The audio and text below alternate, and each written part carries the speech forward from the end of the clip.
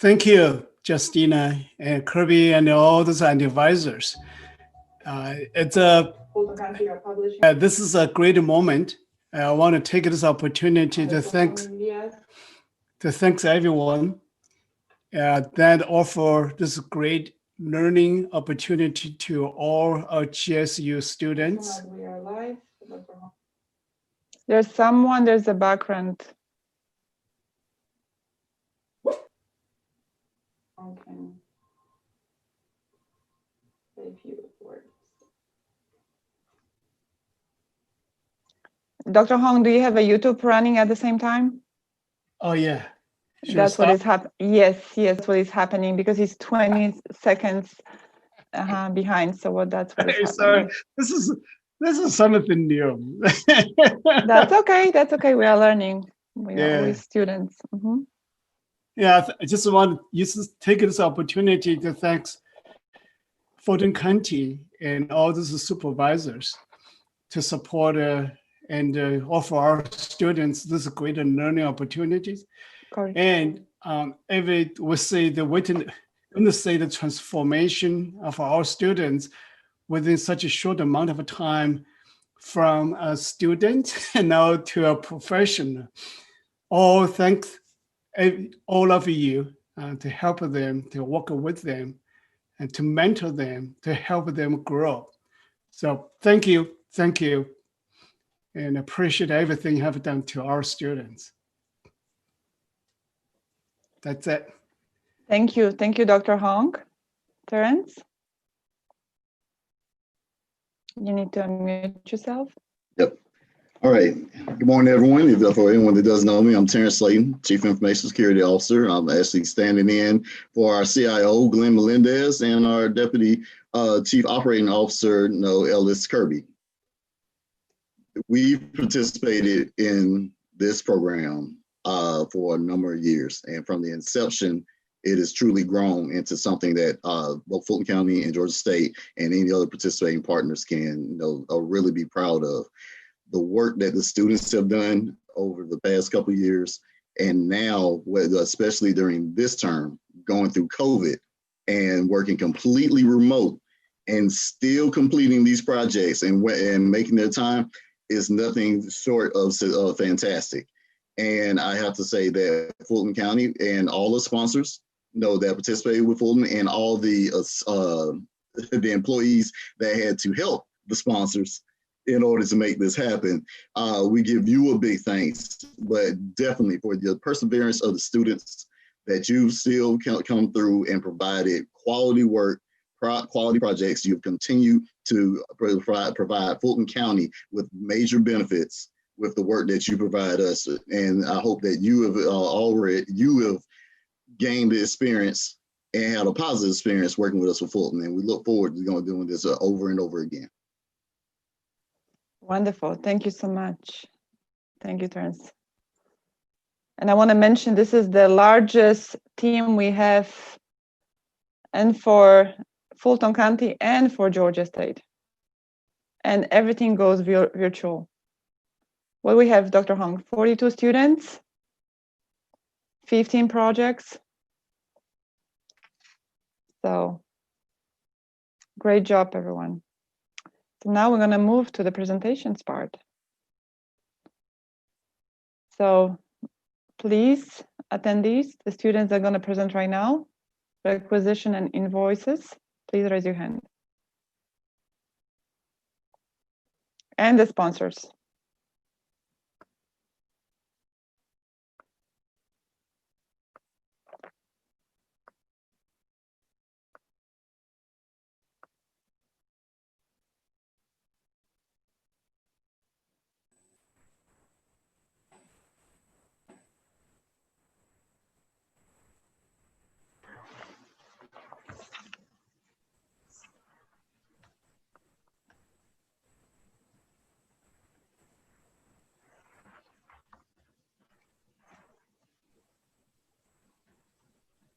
Who is going to share the presentation from this team? I believe Mike is, right? Yes. Yeah. Okay.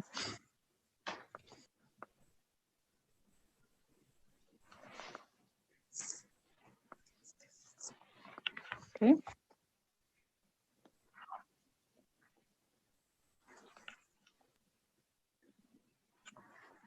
Sherry and Anne, do you guys would like to say something before the team presents? Absolutely. I'd very much like to say thank you so much to this group. I appreciate the time that they have put in, how they came together and worked as a team to get this accomplished. And I am so very honored to have the pleasure to have worked with each and every one of you. Thank you. Thank you. And I would just like to say thank you for all your work. I know this has been a difficult time, but these are the times that you know, through difficult times, you can always find, and you've been able to be successful through this period. And so I would like to say thank you for all your hard work. Thank you. Thank you, Sherry.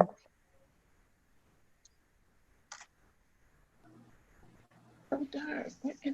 Michael, you may want to expand your screen because right now we cannot see entire presentation.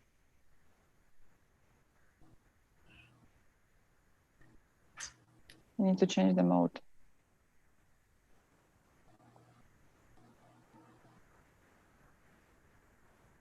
Wonderful. Mhm.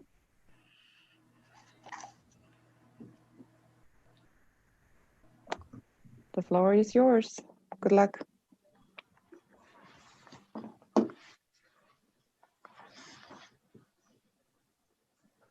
There may be something wrong with Michael's microphone. Yeah, 1 second. Michael, we cannot hear you.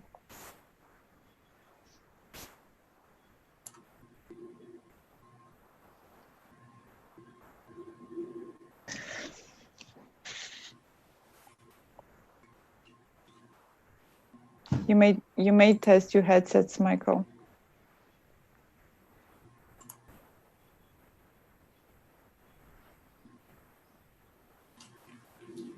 It's not working.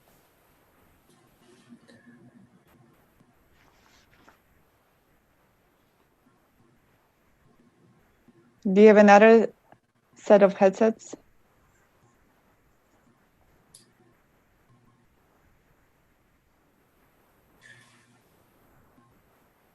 And we may just need to have another team member present if Michael's going through some technical difficulty. Let's wait another minute. I think he's Yeah. changing, so let's.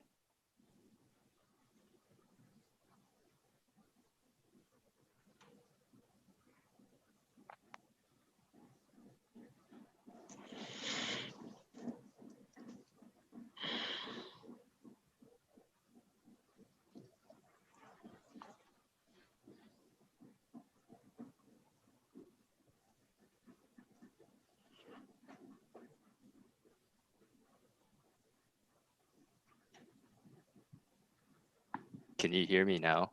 Yes, wonderful. Mhm, perfect. Okay. So change the presentation to the presentation mode and let's move forward.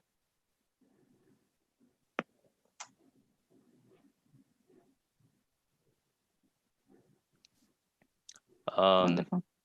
So just to restart, our project team members consist of Anka Sharma, Michael Hahn, Cheyenne Shokuhi, and Elena Bondell. Our sponsors consisted of Justyna, Grinholc, Ann Wilson, and Sherry McNair. For today's agenda, we'll just be going over our project scope, our deliverables, user requirements, our challenges we faced, our solutions, new procurement statuses, and just overall everything we learned. Okay, hello everybody. I'm moving to project scope. The project scope was to update the system to automatically allow the end users to track the statuses of their open tickets without contacting the ticket help desk. Also to create and finalize new statuses for procurement team, as well as receive and allow the end user to receive automated notifications about order statuses as status update occurred. Next slide, please. So we separated our deliverables into several months So like in the month of September, the main accent was on documentation. In October, we get familiar with Remedy Force program. In November, we created and finalized procurement statuses. And finally, in the month of December, we finalized our documents and made the presentation. So like during the month of September, we identified project scope and our final deliverables. We completed project plan, met with sponsors, reviewed our phases of the project, signed engagement letter, captured as is and to be processes. In the month of October, we contacted associated departments for information about Remedy Force. We understood ticketing process, and we also researched solutions for status updates. In the month of November, we created and finalized procurement statuses. We worked closely with our sponsors, and we presented our final statuses for review. And we received approval from project sponsors and updated the statuses in the system as a final result. And finally, in the month of December, we updated our final documentation and we present to the public. Next slide, please. Next slide is user requirements. The user requirements were to allow the end users to track the status of their open tickets without contacting the ticket help desk, as well to allow the end user to receive notification on updates according to the status of the project. Next slide. All right. So no project is without its challenges, but the most important thing is how we overcame and learned from the challenges. One major challenge that everyone had to deal with, of course, was COVID-19. We circumvented the restrictions that COVID put on us by becoming more adept at working from home, communicating online clearly, and holding each other accountable to ensure that our work gets done. Besides that, one other challenge that our group faced was learning to use Remedy Force without access. We overcame this by reaching out to employees who have access to Remedy Force, and we would schedule meetings where we would get hands-on experience by screen sharing through Zoom. Next slide. So to fulfill our project scope and user requirements, we automated the current system to include email notifications by using the email feature built into Remedy Force and having email templates ready to be set out once particular statuses are changed to trigger the system.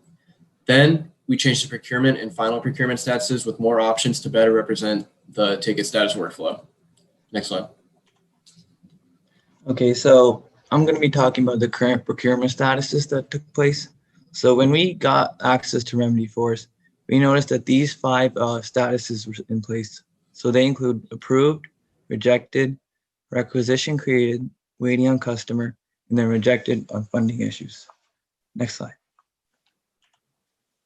So here's just a screenshot of how it looked before we changed it. Next slide, please. So we worked with Anne and Sherry and Justyna, and we came up with these 4 statuses, updated statuses. So they include approved, rejected, waiting on customer, and then rejected funding issue. Next slide, please. And here's a screenshot of the updated procurement statuses. Next slide, please. All right, we also worked on the procurement final review status. So the 6 statuses that they had in place were ordered, waiting on customer, waiting on vendor, requisition created, PO created, and then order received. Next slide. And once again, here's a screenshot of the before process. Next, please. And then, like I said before, working with Anne, Sherry, and Justyna, we came up with the updated statuses. So as you can see, there's a lot more in place. So we have ordered, waiting on customer, waiting on vendor, requisition created, PO created, order received, out for solicitation, order placed, and order changed per customer. Next slide. And here's a screenshot of that. Thank you. Next slide. All right. We learned a lot of important lessons during this project that we will take with us as we move on to our professional careers. We learned how to build relationships with others as coworkers and as a team completely online. We learned the importance of delegating project tasks to each of our strengths. We understood how the workflow is in a professional environment and how different it is to complete a project in a business compared to at school. We learned the importance of proper documentation to the business and its role in project management. And lastly, we learned a lot of useful skills related to ticketing systems such as status tracking and email notifications. Next slide. And to conclude this presentation, we just want to give a special thanks to all our sponsors and professors. So Ms. Ann Wilson, Ms. Sherry McNair, Ms. Justyna Grinholc, Professor Hong, Professor Martin, and Kirby Liu. We just want to thank you guys for this opportunity and this learning experience. Thank you. Thank you, guys. Any questions? If anyone has a question for this team, please raise your hand or write your question in the QA.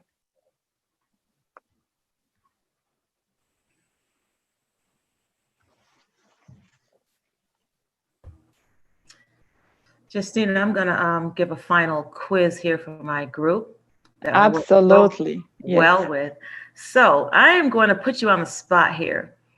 How challenging, or was it a barrier for you to have to deal with the many cases I'm thinking of that I would ask you and speak to you about performing a task that I was familiar with the expectation that you knew what I was talking about? Good question. That's a good question. Because I'm familiar with Remedy, I'm familiar with the invoices, and I noticed sometimes, and Justyna would help me with that. Sometimes I would tend to talk to you as if you knew what I was talking about, but you didn't because you weren't familiar. So how did you overcome that?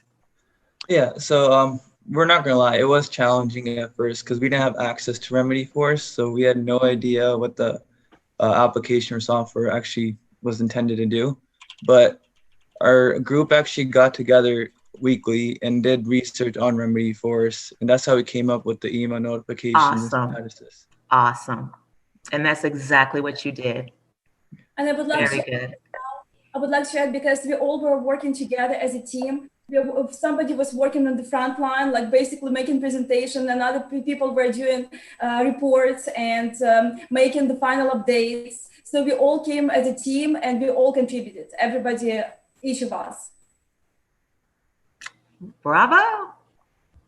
Just one more correction. It's Professor Daniel or Professor John Martin, not Daniel Martin. Sorry about that.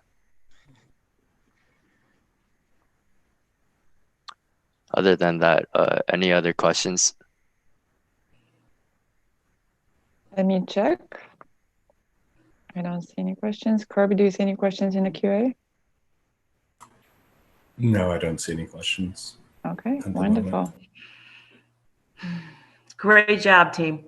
Thank you. Thank you. Great job. Thank you. Thank you for this opportunity. Yeah. You're welcome. Thank you. Great job. So we're gonna, Kirby, you're gonna help me out to move them to attendees, and we're gonna promote next team.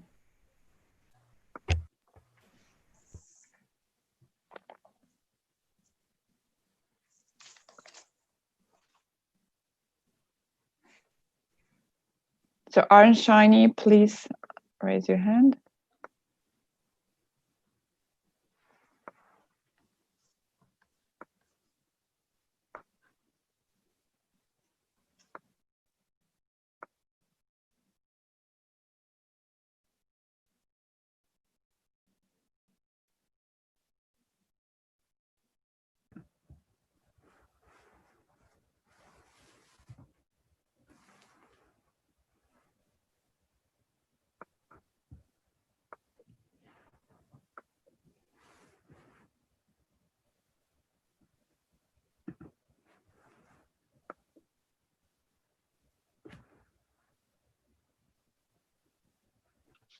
Hello. Hello. Yes. Kelvin and Jolene, I think I see you for the first time. You guys always had your camera off. Oops. Yes. My bad. Yes. Yes.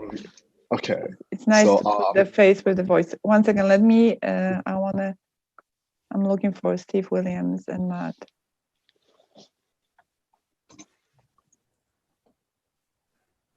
Matt is here. Steve Williams.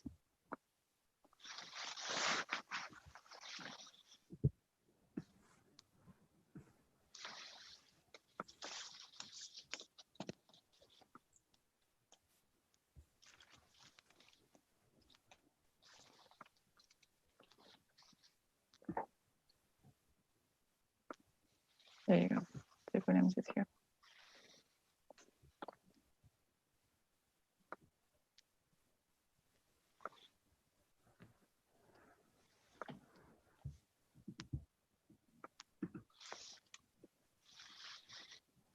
Wonderful.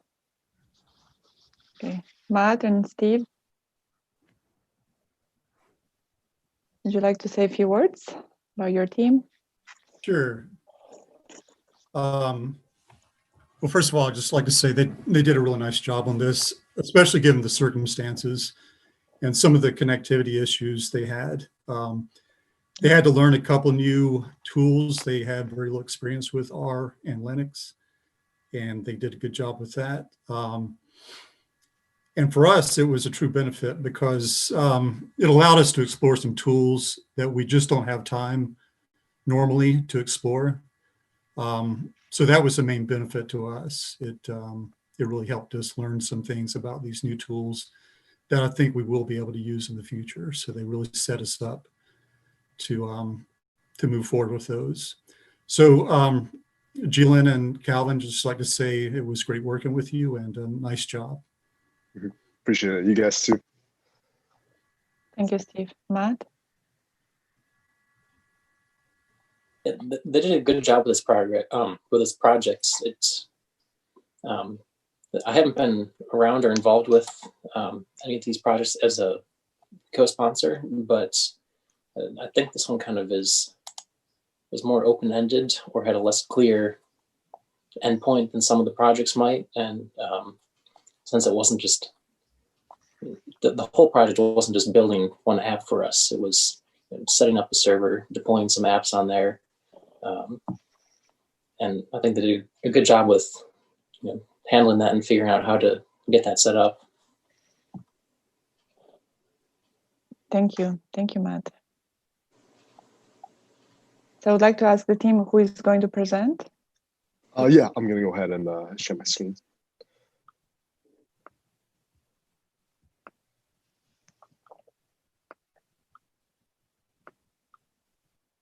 You have a permission? Mm-hmm. Okay, awesome. Okay. Cool. Go ahead and shrink this.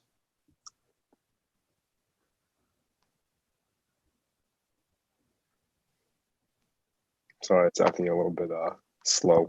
Okay, wonderful. Mm-hmm. Okay, awesome. So my name is Calvin. We're the R Shiny group, and my partner is Ji Lin, with our sponsor being Steve Williams. And we're going to go ahead and start. This is kind of the rundown of what we're going to be covering. Not too much detail to be covered here. We're just going to go ahead and skim through over here. This is our infographic. Kind of the basic rundown of our semester. September, we just installed our Shiny and Shiny Server. October, we created 2 Shiny apps, which we'll get into later. I'll have a separate slide for that. And then November, we published onto the internal Fulton County server. And then the December, we have the cloud comparison for different hosts. So kind of the mission objective, this is a very simplified version, is just to explore paid options for our Shiny hosting services and compare it to internalizing it on the Fulton County server. So there's benefits and kind of advantages and disadvantages to that, which we'll get into later. And it's kind of just a rundown of kind of the steps we took, but the same thing as the infographic, basically. So we're going to go over that. And so we started with the installation of the Shiny package and server. It's very simple. Just ensure that RStudio was installed. But for us, we accessed it through Adaptive, a virtual desktop. So it was already installed for us. We just have to update the R language. And after you have RStudio installed, you simply install Shiny. Just run install.packages through RStudio, and it will install it for you on there. And then we also have the Shiny server. Very similar. You just go on the website, make sure you select the proper version. So in our case, it was Red Hat CentOS 7. So, and this is the administrator's guide, which we use to operate the server. Has different commands and stuff like that. Here are the two Shiny apps we created. We have screenshots of the finalized app for phone calls, but the first one created was very basic. This was just to showcase that we could create the app, and then we jumped into something more complex later, and use that to internalize onto the Fulton County server and test it out on the third-party hosting services. So publishing onto shinyapps.io is very simple. It's actually done through RStudio. It's very easy. If you just look on the upper right, the blue publish button is what you want. You click on that, it links all the files into one kind of screen.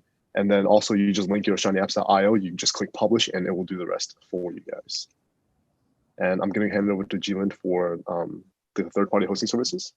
Thank you, Kevin. Up next, we have third-party hosting service. These are gonna be screenshot of the pricing plans and what we get after purchasing them. We just gonna run through them really quickly for the sake of time, but the important thing to note here is that the cloud service have essentially the same pricing. What are really differentiations from each other are their capabilities and also authentication method, which we will expand later in more detail. So here are the four major hosting services: AWS, Linux, Azure, and DigitalOcean. And the next part is internal onto the Fulton County server. The main step of internalizing is so create the under the server. Second, when the app on server use the IP address can visit the app from the web page directly. So we also met some difficulties when we deployed the app. After being unable to find the source of the problem that prevented team from internalizing the Shiny app, we discovered that the issue lay in the server timing out due to the size of database that we attempted to upload. Therefore, in order to work around this problem, we simply had to remove the timeout restriction, changing the timeout limit from 60 seconds to 300 seconds. This allowed time for the database to upload to the server, as the file that the sponsor gave us had 1.44 million records to display. Up next, we have a screenshot of the successfully internalized final application that the team created. This is the example of chart displaying mean. And this is the same app, but using box plot. Finally, this is a bar chart displaying the mean of the data with filter applied. Now I will get back to Calvin for the cloud service comparison. This is a very simplified version of kind of like what advantage each platform has over the other. Like Jillian mentioned, the pricing is very similar. Not much change, it's like maybe like a 5-cent difference between some certain platforms and how much they offer. We found that Azure offered a little bit less in terms of like how much RAM and storage it gives you guys. And then for the features, Amazon Web Services is very focused. It's focused on more like big corporations, Airbnb, stuff like that. Not really necessary for what we think that you guys need. And then for verification, all of them had it except DigitalOcean, which automatically rules that out since some data is sensitive. So definitely there needs to be some kind of authentication to prevent others from being able to see that kind of data. And this is a more detailed section, but I'm just going to run through it very quickly. So this is what shinyapps.io gives you. Basically, you pay $99 a month, or if you want to pay the bulk fee, annual fee, it's $1,100. It gives you unlimited applications. You can deploy as many as you want. 2,000 active hours per month. So that's how much time you can have these apps running. It also has authentication, data security, and also performance. So when you compare it to other cloud hosting services, it's very easy. Uploading the app from RStudio to shinyapps.io is very fast. It just takes a couple of clicks. Whereas if you use Amazon Web Services or DigitalOcean or Microsoft Azure, you might have to take additional steps in order to do that. And I think it's not worth that hassle. And we also have kind of like the basic gist of what internalizing versus third party the advantages and disadvantages. Centralizing is easier to access. As long as you have a Fulton County computer or access to a virtual desktop with Fulton County credentials, you can access the app. It's more secure, obviously. You have to have an account with you guys, and it's also free. Free meaning you guys already have the server set up, and it's already a cost that you guys have incurred. And with third-party services, it's easier to deploy. It's simple to use once it's set up, depending on which platform you use, and also you have unlimited apps deployed. That's what our Shiny Apps promises. So these are kind of like the main issues we faced. Like Steve mentioned and Matt, we had trouble with RStudio in the beginning. We had little experience with that. We didn't even know what Shiny was. So we had to spend a lot of time learning about that. And it was more of like a trial and error of strategy that we used in the beginning, since we didn't know what worked versus what didn't. And we also had trouble with Linux. So one of the problems we had was for almost about a month, Fulton County, we had issues with permissions, and we had trouble logging into iAdaptive. Because of this, we kind of had to reschedule around. We moved the creation of the apps forward and did that first while we gained access to the server. And that way we did the apps first, and then we came back and internalized it later and did the comparisons later. So also there was kind of like virtually no resources or any kind of guide in relations to publishing onto the internal server. So it was more just figuring out what was working and what wasn't. And it ended up being that it was just timing out because of the size of the data. So it wasn't actually anything with the infrastructure or anything like that. It was timing out because of the file of the size of the data. So with that being said, I'm going to hand over back to Jillian for the summary. Thank you, Kevin. And finally, to wrap up the project presentation, we have a brief summary of our takeaway from working with Steve this semester. The significance of receiving higher education to able to practice what we have learned in the workplace, show our skill, and make contribution to the company and society. In work, we will not only use the knowledge we have learned, but also constantly learn new skills and exercise our ability to solve problems. Through this project, we have gone from ignorance of Linux to being able to perform basic system command function operations. Also, we now have learned more complex Shiny app development skill with more knowledge of the language as well. Every time we encounter difficulties and challenges, we thought that our team would fall behind. However, determination to overcome difficulties allowed team to persevere in studying and the research, reducing complaints and increase communication with sponsor, and finally complete the project. Okay, and with that being said, that's about it. Just like I said, thank you again, Steve, for having us this semester and always working with us through email. And of course, special thanks to Matt, you, Justyna, Rovias. He was the one that contributed a lot to creating the server that we worked on. Kirby, and then of course our professors Hong and Martin. So with that being said, do you guys have any questions? Thank you so much. Let's see if there are any questions for you.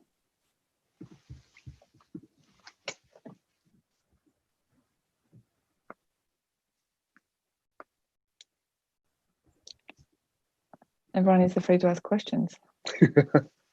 Actually, I have a question. Those two, I think 2,000 hours, active hours, is that enough for organization like Fulton County? Yeah, I think we discussed this with Steve actually. Actually, I don't remember if the 2,000 hours was like the time frame. Let me see real quick. I'm not sure if 2,000 hours was per month or let's see.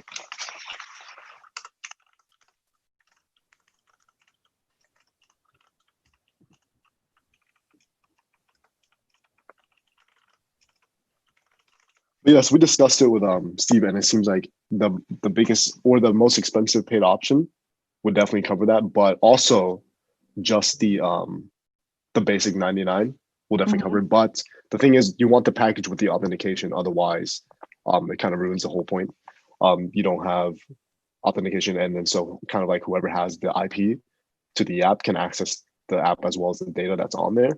So you definitely do not want that. But yes, I think we agreed upon that like 2,000 active hours is more than enough because it shuts off every time you're not using the apps. So whenever there's not an app running, it just shuts off and saves you the hours that you need. to deploy the apps and run it later. So yeah. Thank you, Calvin. Kirby, do So we we have had a any questions? question Oh, we do? Okay, in the wonderful. Q&A. First is, how many apps does the Arshani server currently run? And the second question was, what was your favorite dashboard? Oh, our favorite dashboard, I think we just use this one called literally Shiny Dashboard, I think. And we use different plugins like Shiny.js and stuff like that. It's very simple. If I go back here, I can show you guys, as a matter of fact. It's gonna take a minute.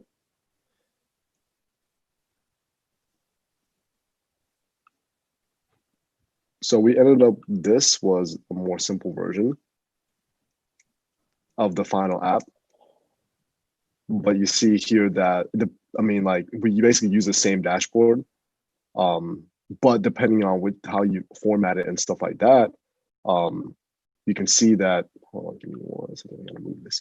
You can see that we use the same one for this, but this application looks like this, but in a different way. Once you edit it later, you can get it looking something different and have it like this. So yeah, we played around with different ones, but we figured that this was the most effective, and this was our favorite one. After the other ones didn't display the data like we wanted it to, and it was kind of messy. But you can see that if you move this app, it's much cleaner than the others. So if you chose a time frame, let's say like the beginning of last year, it's very smooth. Like it's just like instant. Whereas with the other ones, there might be some kind of latency in the terms of like input.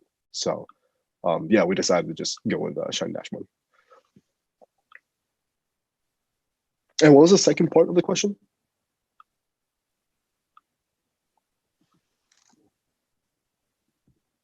It was, what was your favorite dashboard? No, he answered the question. just How Shiny many dashboard. apps? Uh-huh. Oh, and currently we on my personal, we have one app deployed on here. Jillian has the first one we created on hers, and then we have one app internalized on the Fulton County. So we don't have like a ridiculous amount of apps, but we figured we take their word for it and believe them when they say we can deploy an unlimited amount of apps on their server for shinyapps.io. So Wonderful. Thank you so much, Jaylene and Calvin. Thank you. Appreciate you. Good job.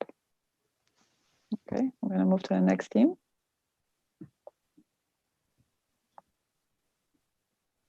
Digital innovation.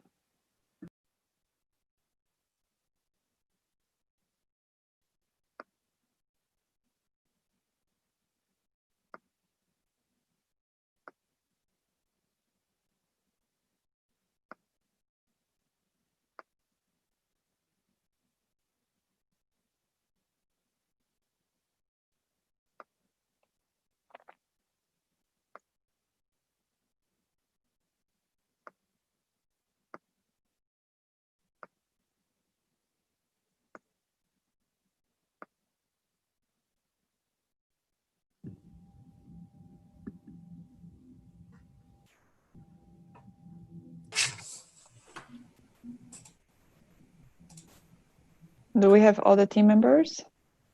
Yep, we do, and I will be sharing the screen. You're going to be sharing the screen. Wonderful. Yes, thank you. And before we proceed, Mr. Terrence. Good morning, everybody. Let me turn on my camera. Good morning. I have the distinct pleasure of introducing the Enterprise Application Digital Innovation Team. This team was divided into 3 initiatives.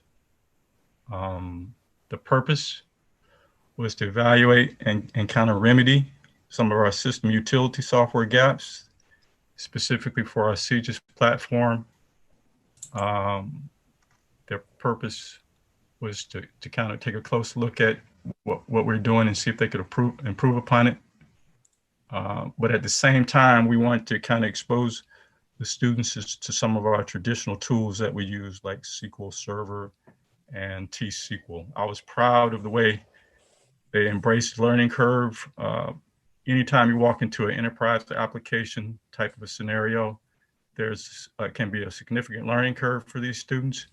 And I was proud of the way they embraced that learning curve. And also I was proud of the way the leadership role that Max took in terms of helping push things along. So with that, I'll turn it over to Max. I enjoyed working with you guys. Good luck. Thank you so much, Terrence. Just to start off, it was really a pleasure working with Terrence as well, and with everyone at Fulton County. But as Terrence said, we're the Enterprise Software Digital Innovation Team. Today I'm joined by Guanjan and Giali, and we will jump in and get started. So on today's agenda, we're first going to look at our project team. We'll keep that brief since we've just discussed. We'll have a project overview. We'll look a little at our approach to the project, and then we'll look at the specific project initiatives and outcomes. And in that, we'll also take a look at some lessons learned. And then we will end it with any questions anyone may have. So again, this is our project team. So Justyna and Terrence were our sponsors, and we worked with them closely.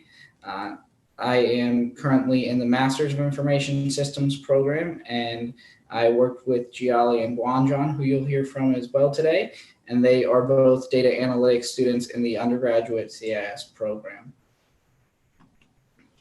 So our project was broken up into three main initiatives. We had the CGIS public drive analysis and cleanup, the Odyssey report cleanup, and the Odyssey user profile analysis. Just as a little background before we jump too deep into it, Odyssey is the case management system for Fulton County. So that's what the Odyssey initiatives will go over in case anyone did not have background knowledge on that. So for our approach, we decided to follow the Scrum methodology.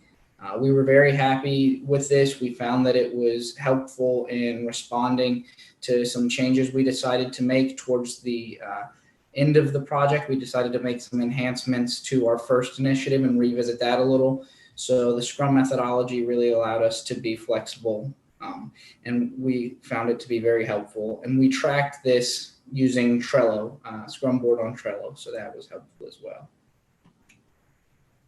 So now we'll jump a little more into the specific initiatives and talk about those. So for our CGIS public drive analysis and cleanup, the business problem we had here was that the CGIS team wanted to clean up a shared drive. They knew it had a lot of files and folders, but didn't know the details of it and wanted to know where to begin with that.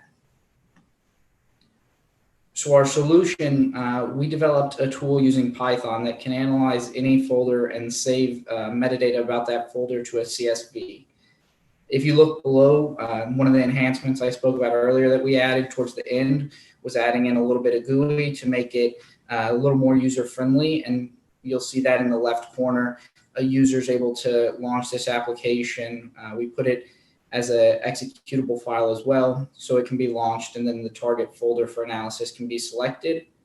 And then on the right, you'll see that the CSV output looks like that example. And just to pull out one of the key pieces of information that this tool can capture, something like file size, which is really helpful when looking at what needs to be cleaned up in a shared folder. So this was able to run successfully on the CGIS drive, which had over 450,000 files, over 8,000 folders. So throughout that, we did face some errors, which was a great lesson. Just because of the large amount of data, we learned a lot about error handling when completing this initiative. We had to learn how to work with some of that and add in some error messages instead of having the script just fail after running for so long. And then we also learned about a general purpose tool versus single purpose scripting. When we went back and made the enhancements, it was a big improvement from our original one. The original script where it was just hard coded to just target the CGIS folder. So we got to relook at that and make sure that it could target any folder. With that, I'm going to hand over to Guanjan, who will talk a little more about Initiative 2. All right. The initiative, sorry. The second initiative is the Odyssey report cleanup. And when these reports are created, we found some user does not have to specify the expression date. This means the report will run until it is canceled by the user. Scheduled report could be running even though they are not required anymore. And this can cause unnecessary burden on the system source. We use T-SQL and SQL to write a script that identify our reports don't have the expression date. And the T-SQL automatic emailing of the recipient of those reports to see if the report is still needed or can be expired. And here's an example on the bottom. That's the picture of what we see here. And additionally, we learn about testing for data integrity, and our query include nest function and become quite complex. So we had to ensure if it runs correctly. We did not want to incorrectly identify any report and notify user who shouldn't be. And from this initiative too, we had learned how to clarify the all kind of user, and this is just a general about initiative 2. I will just pass to the Jari to discuss about our initiative 3. All right. For the initial was regarding our DC use profile. The CGS team could like to be able to easily identify user and who has not been active in past 90 days in order to ensure only active user profile have access to our DC. And it also this as our goal. Next.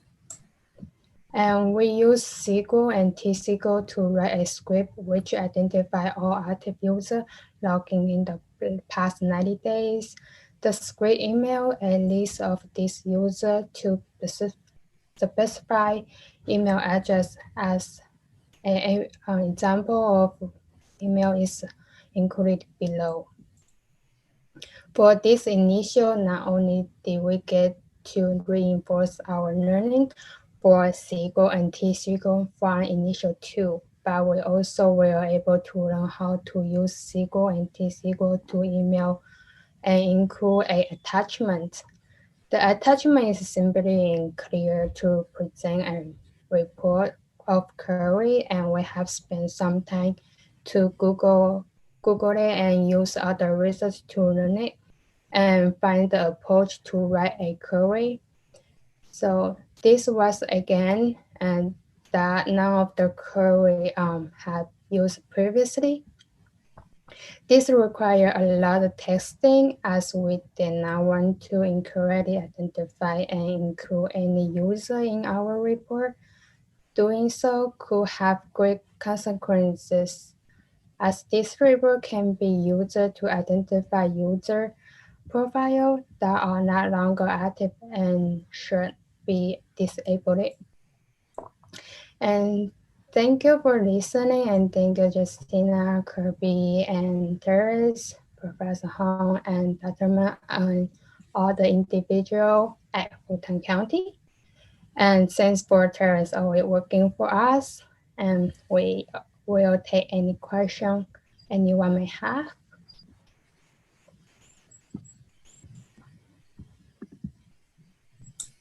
Thank you. Let's see if there are any questions.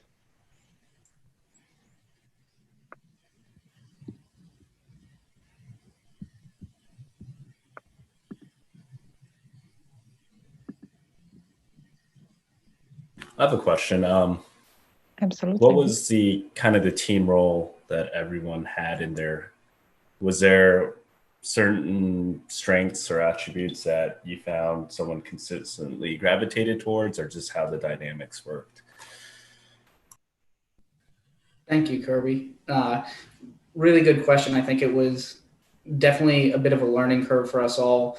adjusting. We had to adjust to virtual and being able to find out each other's strengths and weaknesses. But we really just took an approach of trying to find out who was knowledgeable in what areas. And some of us had worked with SQL before, some had worked with Python. So we sort of split up the initiatives as we rolled along, and were able to break it up and have the team sort of split and work on Python versus SQL in the beginning, which was helpful, but really just a collaborative role, I think, for all of us. Could I ask one question, Max? Yes, absolutely. Can you comment on how to manage the project in this very difficult online setting? Absolutely. So we used collaboration tools like Zoom. We would do calls to try to go over things together. As we looked at some of the SQL initiatives, we did actually a few calls.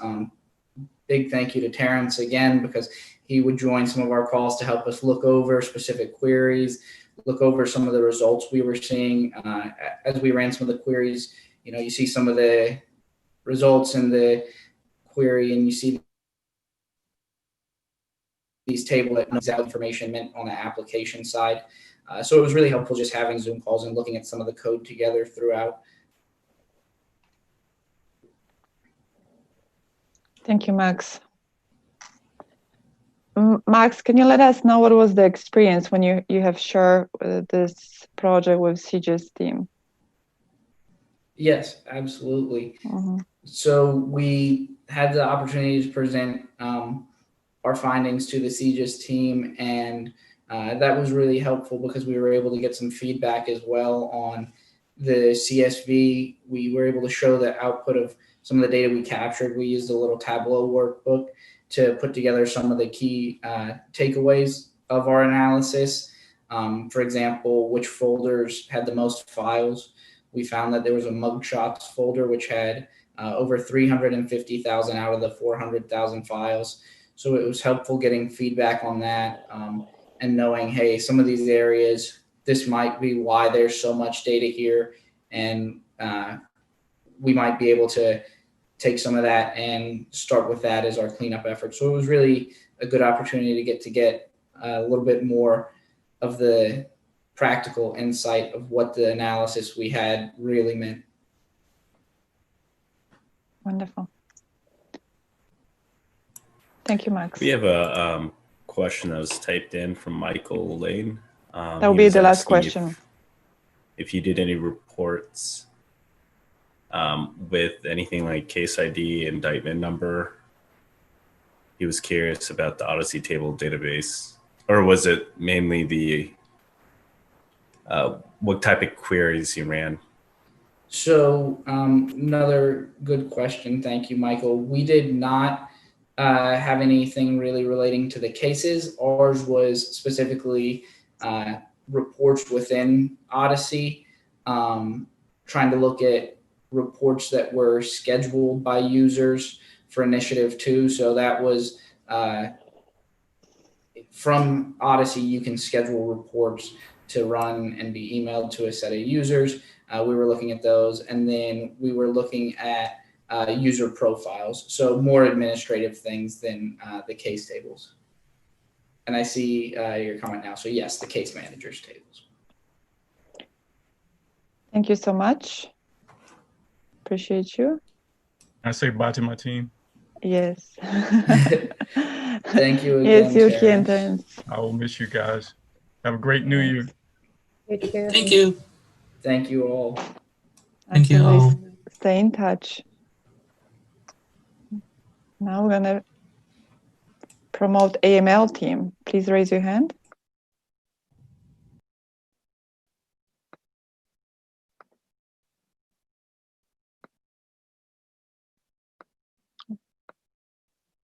Dominic. Hey everyone, how are y'all? Hey, Ariel. Good morning. Good morning, Grace. Where's Dominic? Hello. Okay, wonderful. Sherry, and we're missing Anne. And I'll be sharing my screen. Okay, wonderful. Give me a second. Here, remove Max.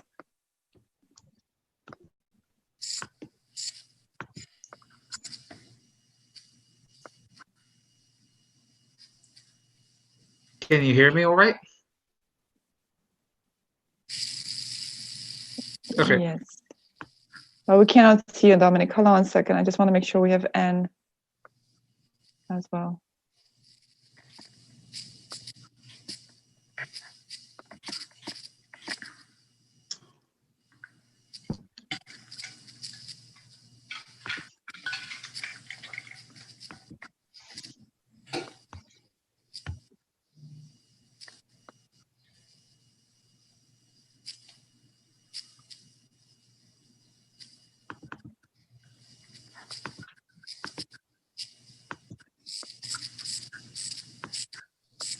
There you go. There's Anne.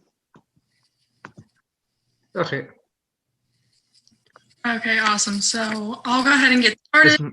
Hold on 1 second, Ariel. I want Sherry and Anne say a few words before you guys going to present. Hello. Sherry? Yes. Good morning. First of all, I would like to say thank you for all your hard work through for this project. I know it was difficult with all the things that we have going on in the world. So it's not just Fulton County, but in the world. And so your dedication and hard work was greatly appreciated. Thank you so much. Thank you. No problem.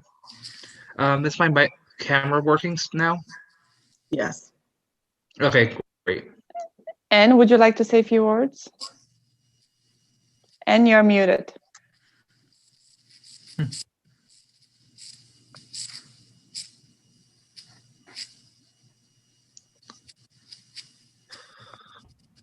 Okay, that's better. Hello. Yes. Thank you. Thank you guys so much for the efforts that you made in working with us. And thank you for your patience. Sometimes I know I was kind of slow with the responses because of all that we were going through, but you were troopers, you hung in there, and you did an excellent job. Thank you so much. Thank you.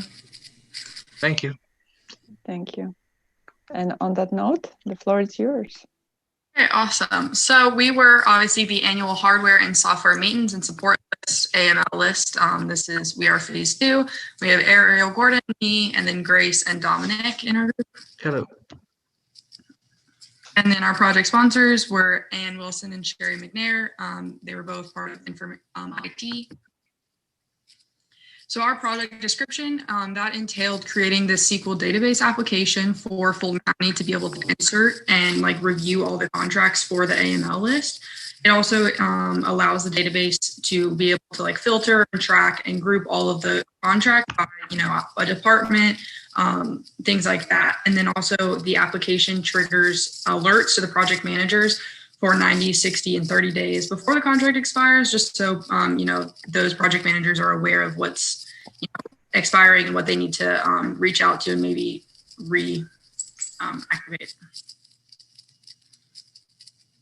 Our project scope as well was reviewing the application design and work completed by phase 1 and updating that AML list. So we went through all of the AML list on the database and kind of updated it with what we had in the P drive and we had in Employee Central. We also worked with Jason to kind of update that design in order to better, be able to use it for the sponsors that are actually going to be using it. And also being able to track the project managers that are responsible for it. So first we started out with kind of focusing on the IT contracts. We were able to find a lot of those. And once we moved on to other departments, it did get a little bit more difficult to find things. And then we had to input contracts into the application that was created. We used Jason for that. He was very, very helpful in all of this. And then obviously the application has triggers and we had to set triggers to send alerts to those project managers. Could we talk about phase 1 for a second? Sorry. So phase 1, for anyone wondering, was basically the start of this project, it was kind of understanding what exactly was in these AML contracts, the kind of data that needed to be collected for a database to be usable. It's what's the most important kind of information. And so, as we'll see in a bit, we definitely went into that and developed the database and improved it with recommendation from Anne and Sherry and Nadine. So this is the infographic that our team created, basically just mapping out the different processes that we went through to complete this project. So our first step was basically to gather all the information that we had on phase 1 and what they did. They were the ones that sent the design of the application to Jason, who created the application, and to develop our scope, what we had to do for phase 2. Our next step was the actual contract renewal review process and figuring out which contracts phase 1 had done that expired that need to be renewed, or if they were renewed, updating those dates. And we focused first on information technology contracts. Then we were able to send over the Excel sheet with all the contracts and their updated information to Jason, who is able to input the Excel sheet directly into the application. And then we went through a training process with the clients, to the sponsors, to show them how the database works, how to input a contract, how to review a contract, and things to edit. And we were able to find a couple of key points that they wanted to change in the application that we were able to send off to Jason to make those adjustments for them. And our final step was to gather all the information and create guides to use for phase 3 and anyone else that would be working on the project in the future. These are just user guides on how the application is run, and any information discrepancies are described. So what we were able to accomplish is we were able to review the list of 305 AML contracts, and we were able to update some of the contracts. And we specifically focused on updating IT contracts first and inputting them into the database. We were able to train our project sponsors how to use the application, and we were able to discuss with Jason Kendrick, the developer of the AML application, on setting triggers for the automated alerts and talking about the design improvements that could be made. So this is just a graph specifically showing the IT contracts first and what we split into. So there were 62 IT contracts on the AML list that we reviewed, 52 which we were able to update, and we discovered that 9 contracts were inactive, whether those were expired and not renewed or just never implemented, and then 1 contract on the list was a duplicate of another. And this is just a look at the overall AML list. Since there are 305 contracts, 243 were non-IT. Besides the 62 IT contracts, we were able to update 8 more non-IT contracts, and 235 non-IT contracts have not been updated since we did not have access to them through the Fulton County P Drive or Employee Central, and those would need to be reviewed through like procurement. Okay, and so here's a screenshot of the first page you'll see when you open the AML database application. And this is what we use, as you'll see next slide, to enter the contracts that we reviewed. And well, it's the automated process in a way. For example, we have a spreadsheet which you saw references the AML list, and we enter our data into there, and it can be easily uploaded using SQL scripting. And so basically, you can add a new contract in AML application. You can edit an existing contract that's stored. And we always reference these contracts by the record ID in a database. And at the moment, it's primarily for IT. That was a scope change from originally seen in phase 1. But otherwise, everything works well. And Anne, would you like to give some input on how easy it is to use the application? Oh, most definitely. The training, when I open this application, it's a very user-friendly application, and it basically, we've highlighted the key, like you said, the key information that was that was needed for us in order to keep up with these our contracts, and to make sure that the most important sections we worked on was making sure we had accurate contract dates, which you guys did very well in pulling that information together. But the application is very user-friendly, and I had no problem accessing all the different features and managing through it without any problems. So thank you. Well, we're happy to show it to you. And so here are our lessons learned, basically. We learned that it's all right for us to not be able to find contracts and, AML contracts or any contracts in general, because Fulton County is such a large organization and there are many different departments and product managers who own these contracts. But this database is one of the steps, I guess you can say, to going towards more standardized approach to storing the details and having an easily accessible manner. We learned our team that if we need something, it's important to be assertive and ask, whoever might know or might know someone who does know what the information is. Sometimes we made some assumptions about the, say, either scope or data or the contract location or who has access. But it's always better to ask, going along with the previous point, someone who does know, and make sure we clarify all the points. Some of this information was, of course, also put into the documentation we're handing off, just some information that will help keep the maintenance of database fairly easy and straightforward. And finally, having a good presentation is key, and having all the statistics we showed, 305 contracts, and just some snippets of what the AML database looks like is very nice to have.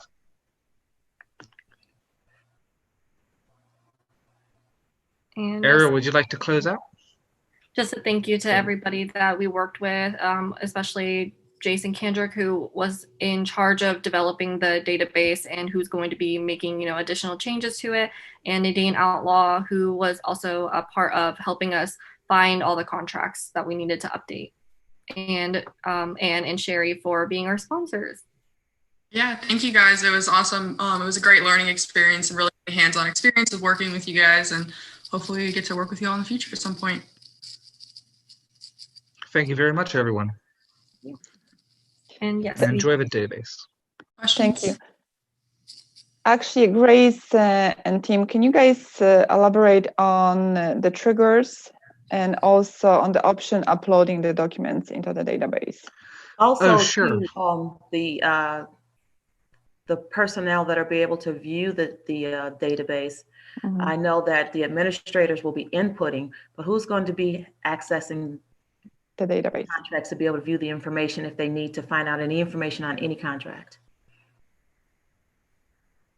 So now there is the admin. So it kind of, so there's admin and the admin password. And so basically whoever has that is able to create any, and Jason as well is an admin, I believe. So and I think I made Justyna an admin. And so anyone that needs to also go in there, say Justyna or Jason needs to, they can just go add in quickly a user ID and a password, and then you'll be able to give them access to whatever you want. You can give them access to changing things, give them access to any of those things. So it kind of just depends on how y'all want to do it. But for now, we just had us as an admin and stuff. But yeah. And so going on to the alert system, one of the things we did, as a part of our phase 2 was kind of detailing the implementation of that. And so kind of the most important part of the whole project for us was just having a way for messages, or like what kind of ways will messages be sent to the owners of the contracts, who manages them when these contracts are ready to expire.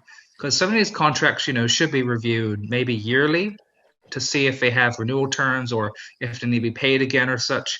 And so every 90, 60, or 30 days, the contract is planned, and will be programmed to automatically email out people listed within a certain group on the Windows domain Active Directory system. Such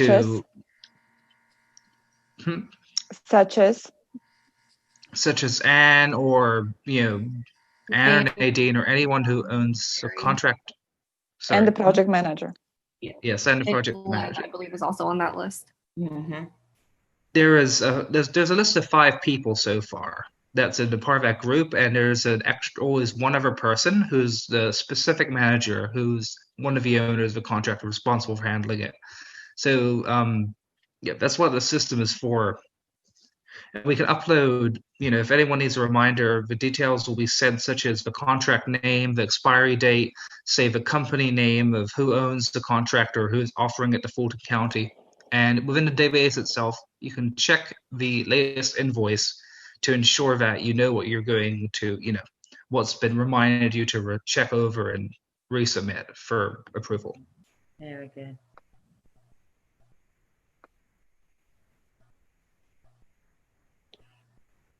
And there's another question from Professor Martin.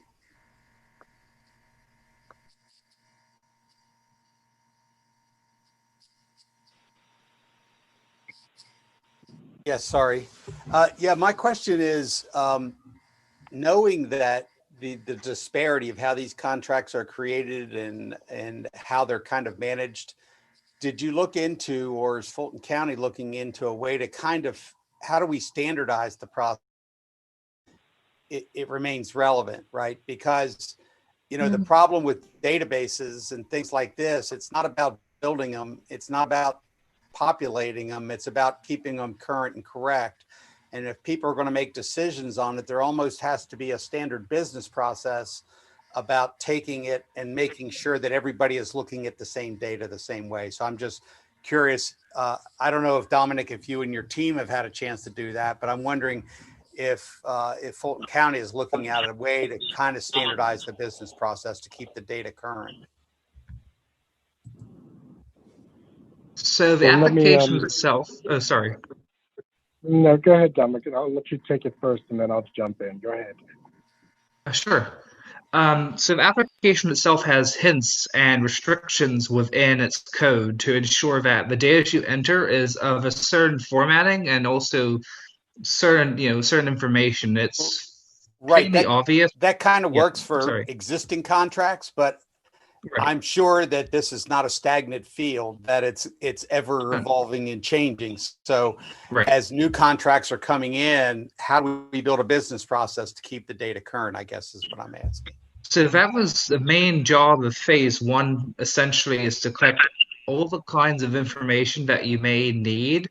And for us, we cleaned up a little bit. We made some small changes to the database and the structure of what's presented to the user for kind of the first information they see and the information they can enter.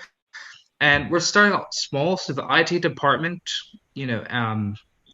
Anne and Sherry are going to be some of the main clients, first of all, to test it out. And we've written these guides up, the handbook essentially, for detailing what kind of information should you expect to be put in, at a minimum, and also examples of existing contracts, so you always know kind of what we're looking for and what should be in there, and if there's anything else kind of hint-wise that people should know. So let me also jump in. So first, I want to say thank you. This project is probably, I don't know if you realize just how visible and how important this project is. So let's go over why did we need an upgrade. So the client was experiencing some errors when they tried to use new features on Tableau, and not all the users were familiar with Tableau server because only few of them have had the training, which led to some errors when they tried to publish the workbooks. And to solve their problems, they needed to submit support tickets and then contact Tableau directly, which led to Fulton County paying more money. And ultimately, they had to solve their problems by themselves or just ask for help from other users. And eventually, the server may crash because it kept running out of disk space.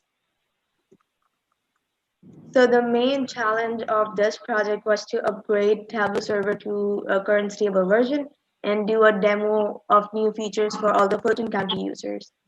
And as a part of this project, some of the tasks that we performed were just understood the whole upgrade process and documented the whole process and migrate data from the old version to the new, And after the upgrade, we performed some quality assurance and performing testing.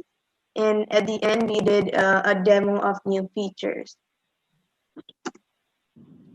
This is the whole process that we perform over the project term. And my teammates will go over into details of each subject. Company was operating on an old version of Tableau 10.5. The intended update was to 2018.1. However, after upgrade, server initialization failed from backup. Then Tableau server crashed and could not be recovered. The failed backup was due to error in the exchange and how low-level work with new Tableau server. After consulting with a Tableau vendor, the solution for this problem was to uninstall everything, then install the version 2020.2, and then using the backup on the version 10.5 to restore the upgrade and the data. Can you go next? Yes. After a successful test upgrade, the Tableau server have several errors involving user permission and the data error to the workbook of update data because major upgrade across the several versions. Permission error. In Tableau, every user have a different level of permission, which permission determine how the user can interact with the content, such as the workbook and the data source. However, because some users have permission, they will not automatically, while other users have a permission missing. Data sources. When Tableau upgrade, it's wiped out some people's embedded password for their published workbook. Some workbooks were not able to connect their data source.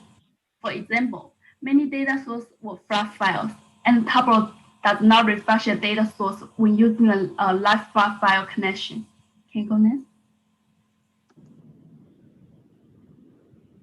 This picture is outside of our user in Tableau. For example, Explore is the person who can edit the workbook but cannot publish the new data source. Can you go next?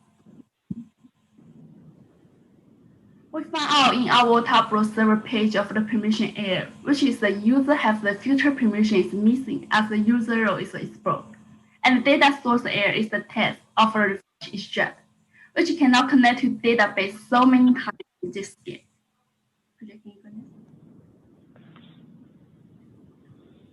With the upgrade, we found a way to solve this problem is to ask project owner to republish the workbook.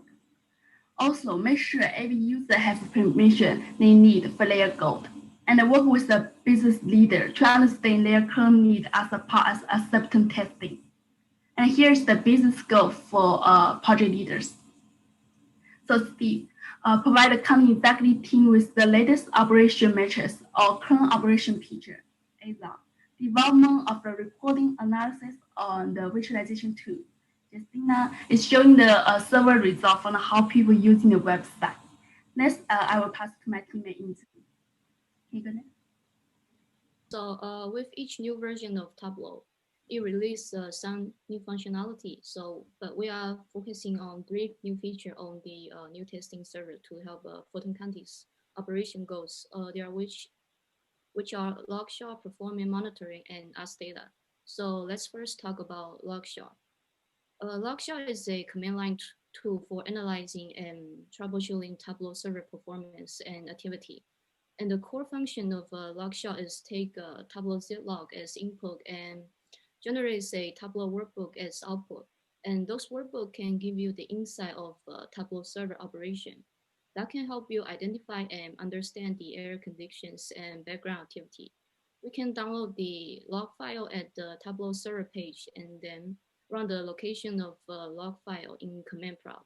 So it will generate a workbooks in order to view the performance status. Like you can see what are the most popular workbooks or the workbooks that we might need more attention. Next, please. So when you learn the Logshot, you will see a particular workbook causing some difficulty. Then we can use another monitoring tool called performance monitoring or performing recording. Performing monitoring is a great tool for single workbook performance. So once we run the performance monitoring on Tableau server, you can download the result of performing in Tableau desktop for analyze. So as you can see the picture on the right, the top part is event that Tableau did during the recording, and the bottom part is sort the event by time. So the thing that take longest is the event that we might want to pay more attention on it. Next, please.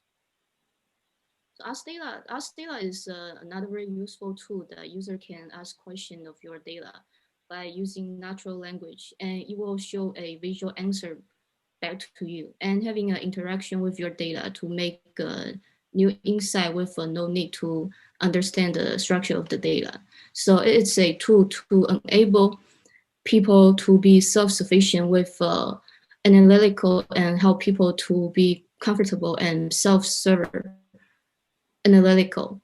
And also allow people to build visualization without need for business intelligence and let people easily interact with the data. Next, please. From this point forward, there exists some potential risks or future problems for Fulton County that we managed to categorize into these 4 points. Firstly, would be meeting with the security team to upgrade the system in order to test features. This means making sure that security team and or the Tableau vendor helps figure out how to get SSL or the SAML keys working. Secondly, people are not having the time to do an extract, which are also called .hyperfiles, or don't know how to do extracts.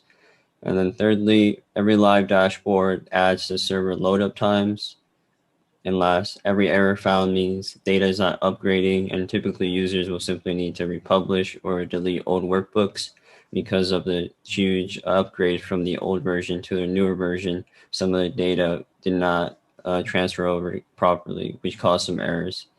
And our recommendations for point B, C, and D, we covered that in our how to use Tableau server documentation.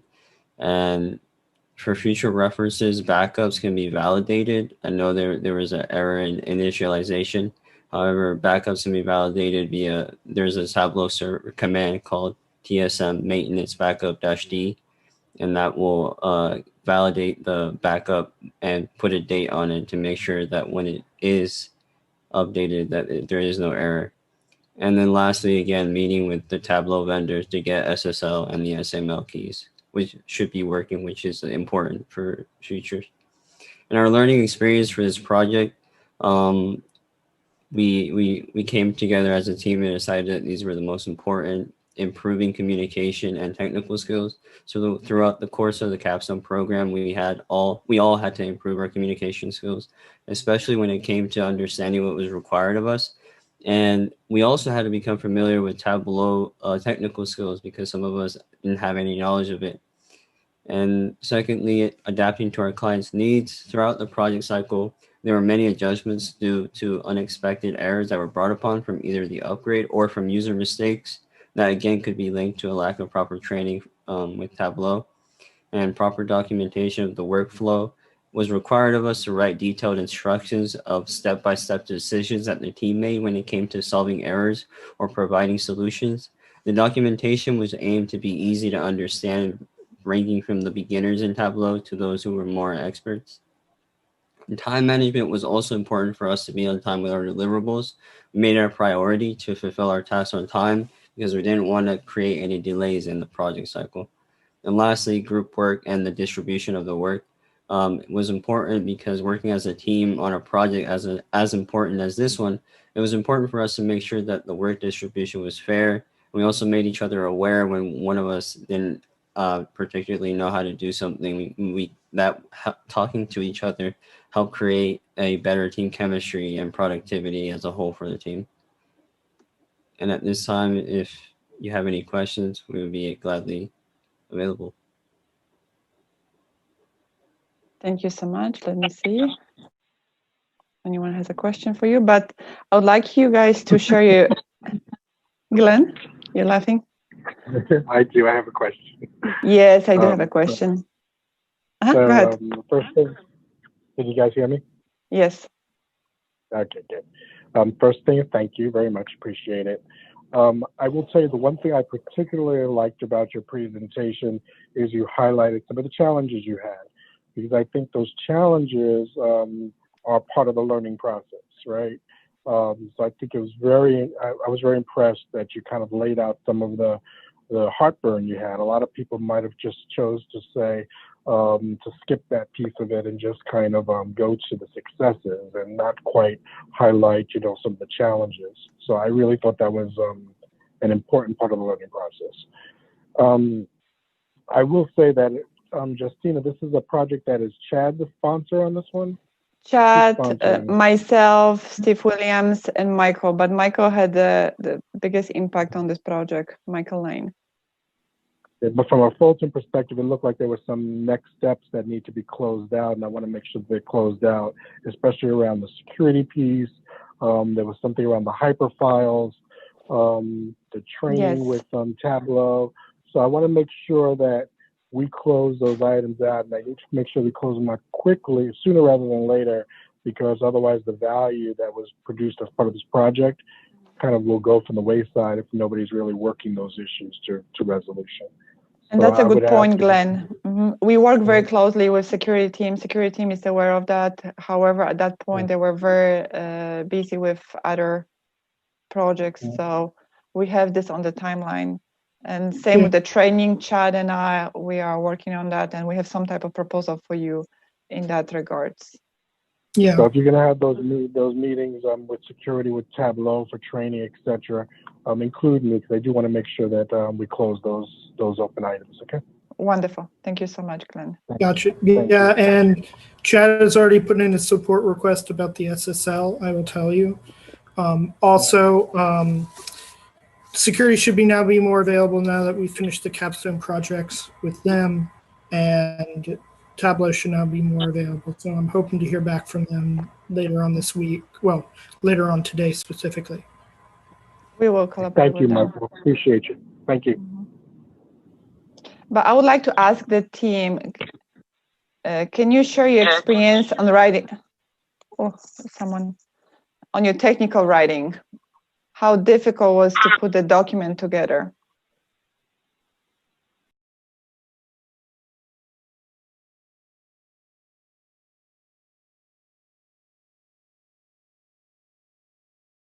Think it would be this long, but I think by the end of the documentation there were like 60 pages, but we already had documented when we go through a process, so it was not as difficult as there were 4 of us, so we distributed the work equally and worked on it together, so we were be able to get through it easily.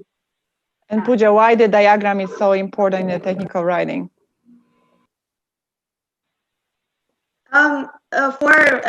For the future teams, it acts like a manual for anyone that is using Tableau server or a desktop. It'll be really helpful for them. Anyone else would like to pitch in? Because right now we're in a test server. So right now we're in the test server of the Tableau. When I use in the production server, then everybody need to go through every step again. So when they look at our documentation, they will find out that maybe already exists, and then they know the way how to fix it. So it's really important how do we document down step by step, and then we detail for people who have now technical a basis, and then really a basic knowing how to do the Tableau for the beginner, how to read our documentation easier to solve the problem is important, I think. I was gonna add that, as also like Pooja said, we didn't know that we were gonna be making a 60-page documentation file, but it was important for us to make sure that the instructions were clear and that they were simple to understand, because for us, for example, we didn't know all of this information at the beginning when we started, so it was important for us to provide a good groundwork for those that are going to be working on the project after us. Thank you so much. I think the outlining of the documentation is also important. So when we creating the documentation, we make sure that make a classification of the documentation. So there's a clear definition of each category, and make user clearly know which document is used actually in actual use.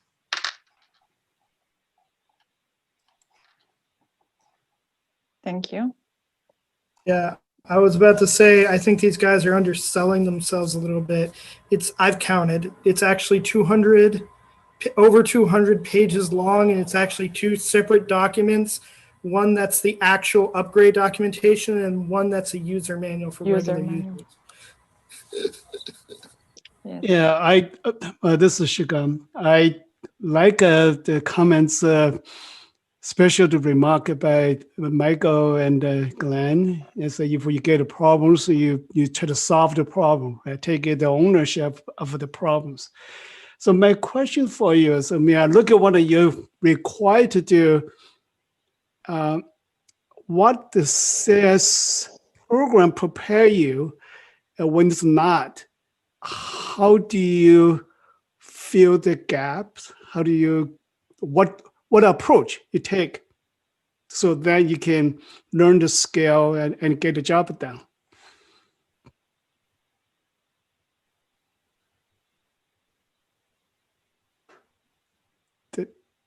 Did I say it clear or not? Dr. Hong, you may want to rephrase the question. I'm sorry. I say, well, for the knowledge and the skill, and you need to get a job done, but you're not learned from the school. How do you do to learn, acquire this knowledge and the skills to get the project complete? Okay, you can go. You can. Okay, so I was gonna say, all the knowledge that we acquired throughout this entire project, in order to make sure that we met the deliverables that were required, were mainly were from help or guidance from Michael, but also a larger part of it was focused on self-learning everything. So going through Tableau, and Tableau had their own website, which was e-learning, where they had modules that would teach you different aspects of Tableau server, including how to be a moderator and figuring out permissions and everything else, different features on Tableau server and also Tableau desktop. So that's how some of us gained all these skills. And also the soft skills would be communicating with Justyna or Michael or Chad in our meetings and making sure that we understood what they wanted us to complete. And Gerardo, don't forget, you guys always were the part of the meetings with the vendors as well. Yes, and we also had some meetings with the Tableau vendor to just add more information to our documentation. And we'll also go to a Tableau conference to learn all of the new features there for this year. That's and correct. Also, we go to a Tableau Doctor one meeting, and then we can go to like each specified like a space area, the knowledge of the new feature. I think it's really beneficial for us to learn. And also you perform a training for other Fulton County employees to teach them about the new features. So we performed a training for everyone that uses Tableau across the Fulton County. Remember that? Yes, and we do a demo for the new feature of the ARC data and the performing recording. How do we use the ARC data? Because we want to make sure that everyone understands why we're pushing forward that upgrade, why it's so important. Is there any other questions for our team? I think we are. I just wanted to comment an amazing amount of work in a short period of time. So that's kudos to the team, but also kudos to Justyna and Michael for slugging through that amount of work in a short period of time. Creating a 200-page document usually takes about 6 months or so for somebody to put together, and that you guys did it in such a short period of time is amazing. They're Tableau experts now. There you go. Yeah, absolutely. But on that note, I think we need to conclude this part of the presentation. We went over the time, and I apologize, everyone. So thank you so much. Great presentation. And I see you everyone at, hold on a second, Kirby, do we want to take a picture now? Just in case if someone drops the call, I want everyone on the picture. So maybe we need to promote everyone to the panelists, and let's take a picture. I think that's a great Yeah, help idea. me out. Yeah, help me out with that. Absolutely. So it will be quicker. So no better time than the present. yes. The power is in the come present in moment. here. So please, everyone, turn your camera on so we can take a picture. 2. Smile.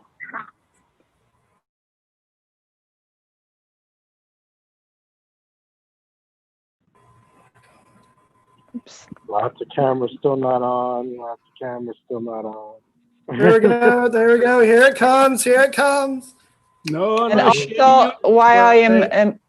promoting everyone to the panelists, I want to mention after the break at 12:30, those 3 presentations, we are not going to stream them.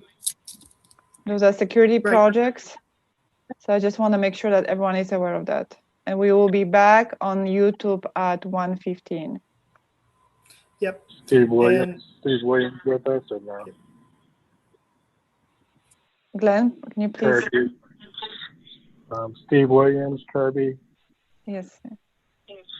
MFT. No. Still adding a few more panelists. We're Yes, down yes. to the last 5 that are being promoted. Sherry, please turn your camera on. Wonderful. We're going to do the same thing at 3 o'clock. We just want to make sure we capture everyone. Kirby, please turn your camera on as well. All right. Look at that. Look at everybody smiling. Yes. Okay. Okay. So this will be the first picture. 3, 2, 1. All right, Beautiful. perfect. And then next page. the next group of panelists, the second page. Micah, be... Samira, Jaskorn. All right. And it's going to be 3, 2, 1. Awesome. Okay, there will be another opportunity around 3 o'clock. We're going to take another picture at the remarks because we will have more people joining. And probably we may take another picture. Yes. Yeah, actually that's going to be 3 o'clock, correct. Very nice. Dirk said, okay, that's about it for me. So wonderful. Thank you so much. It was my pleasure. And I see you everyone at 12:30 after the break. Enjoy your lunch. Thank you. Usually we provide lunch, but unfortunately we cannot provide this. Well, we can have a virtual lunch. Yes, yes. Just send everybody a very delicious plate, then we all just watch it. Hello, everyone. We are the remote signing team. In today's presentation, we are going to talk about what we did during our project scope, what we created as business analysts, and lessons learned during the process. So these were the contributors of this project. The team, Savancier, that's myself. I was the team lead and business analyst. Joshua Singh, who's also one of the business analysts. He couldn't be here with us today.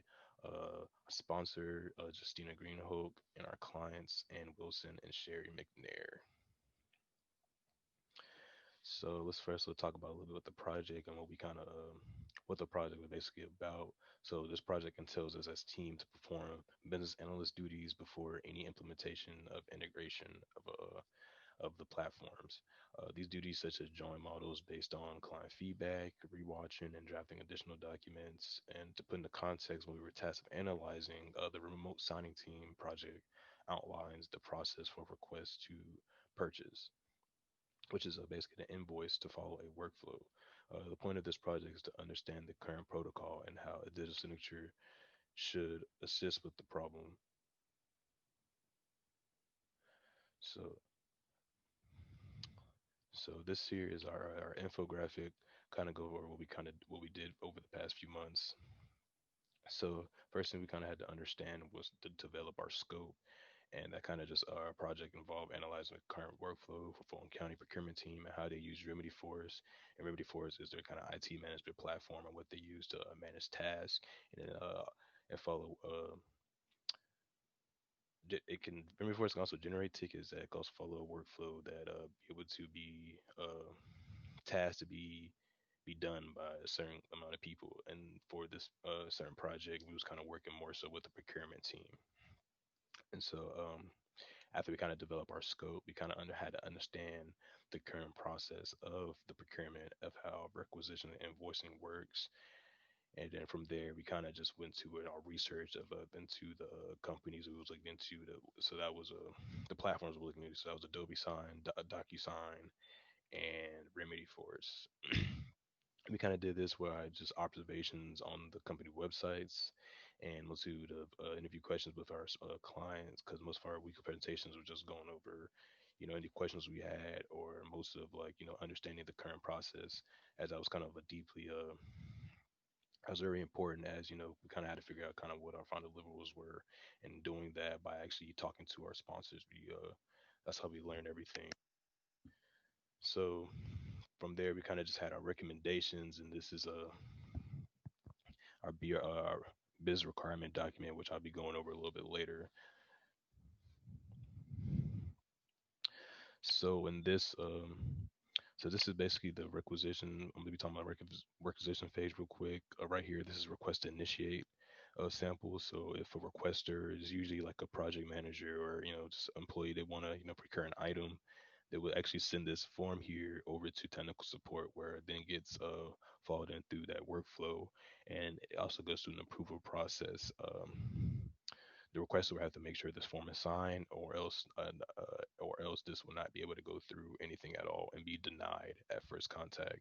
So whenever this requisition is actually completed, then move over to to invoicing, where you have the request to purchase, and from here the procurement team actually prepares this with the information that from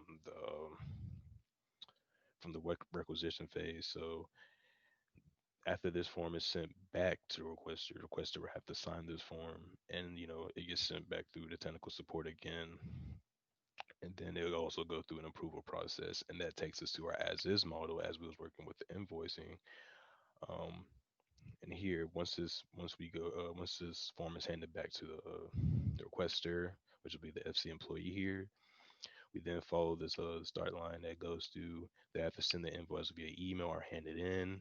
To do that, they'll have to print, scan, handwritten, and then it gets sent over to technical support by either email or hand in.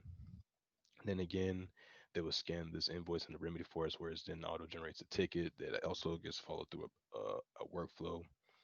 Here's this workflow is it goes to the procurement team, where they check if this has been signed or not. If it's not signed, they send it back. If it is signed, it goes to the financial advisor for them to check out their budgeting. And if it's disapproved, it gets sent back. It'll inform the requester about it, or if it's approved, it gets sent to the CIO, where he is the final approver. And then if it's approved, it gets continues to financing for the actual payment. And so from here, as business analysts, we was kind of working with how could we see one of the platforms being useful in this situation. So as the invoice, some of the talks with the client, they talked about actually, seeing if we could actually start it. If instead of just having the form getting sent back to the invoice getting sent back to the requester, how about the process, the whole process begins from the signature that the requester puts on the request form. So just needing a signature on the invoice form would be, not, they wouldn't need it. They would just have it be requested that way, and then it just goes through the process. That would kind of cut out, the need for them to send this form back. If anything goes wrong, it would just go straight to the financial advisor here. So just kind of work this out. Also, if whenever the procurement team do send it back, if they're using the e-signature platform digital, there actually will be no need to use this as well. The copy, printer, scan, as everything will be digital, so they could just receive a signature like that. If they're just straight up sending it straight to the requester, which is most likely be a Fulton County employee that will have a Fulton County address, and so using that to be able to sign would be real helpful. And then also the e-sign not only be able to collect signature but also approve as well. That's what the e-signature platforms are able to do. So for the financial advisor and CIO, the need for them to not be able to come in, so they be able to stay home, be able to approve from the comfort of wherever they are. So that'll kind of help out the need right here for the decision. So you can also see where e-signature platform also help as well. That also helps them to be able to come into office. So basically our approval process. So if you continue down to our business requirement document, and in this document, it kind of just showcased all the research we compiled into this document to showcase the vendors, any questions or assumptions we had. And so basically what the document kind of talk about. So we as analysts kind of just were tasked with analyzing the current process and conducting research on the said topic. So like we said before, we were researching the topic of how to integrating the e-signature solution into Remedy Force.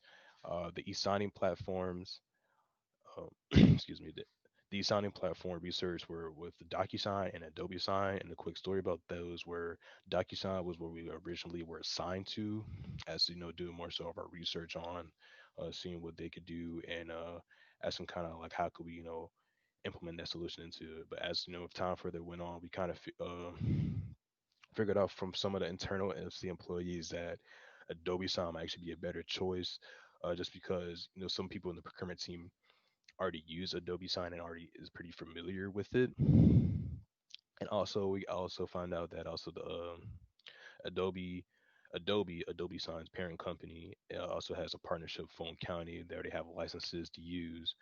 And as for the DocuSign, excuse me, as for DocuSign, they're kind of under a free trial as of right now. So they're kind of what their use is kind of limited. So they're not too sure about the cost of how what that would kind of be in the future. So that's why we went kind of from DocuSign and just switching more of our efforts to just researching Adobe Sign.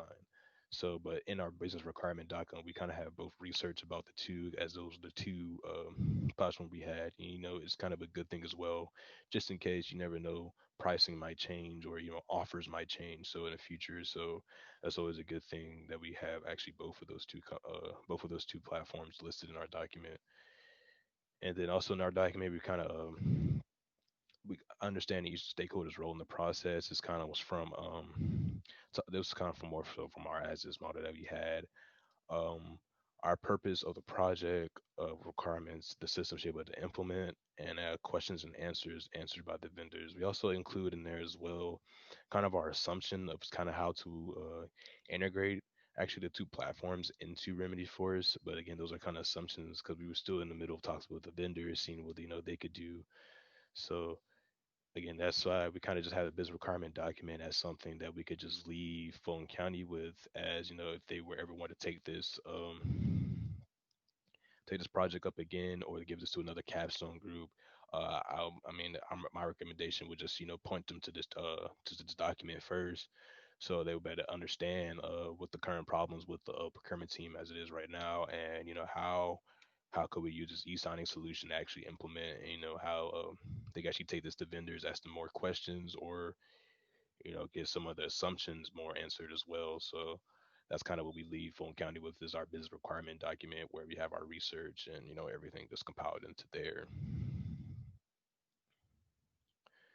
And so some of our lessons learned and our learning experience, lessons learned, adaptability is essential. Like I said before, we was working with DocuSign. We kind of had to switch over to Adobe Sign due to our client kind of favor of Adobe Sign, and also being adaptable in some of the situations that coming in the first, we kind of have access to some of the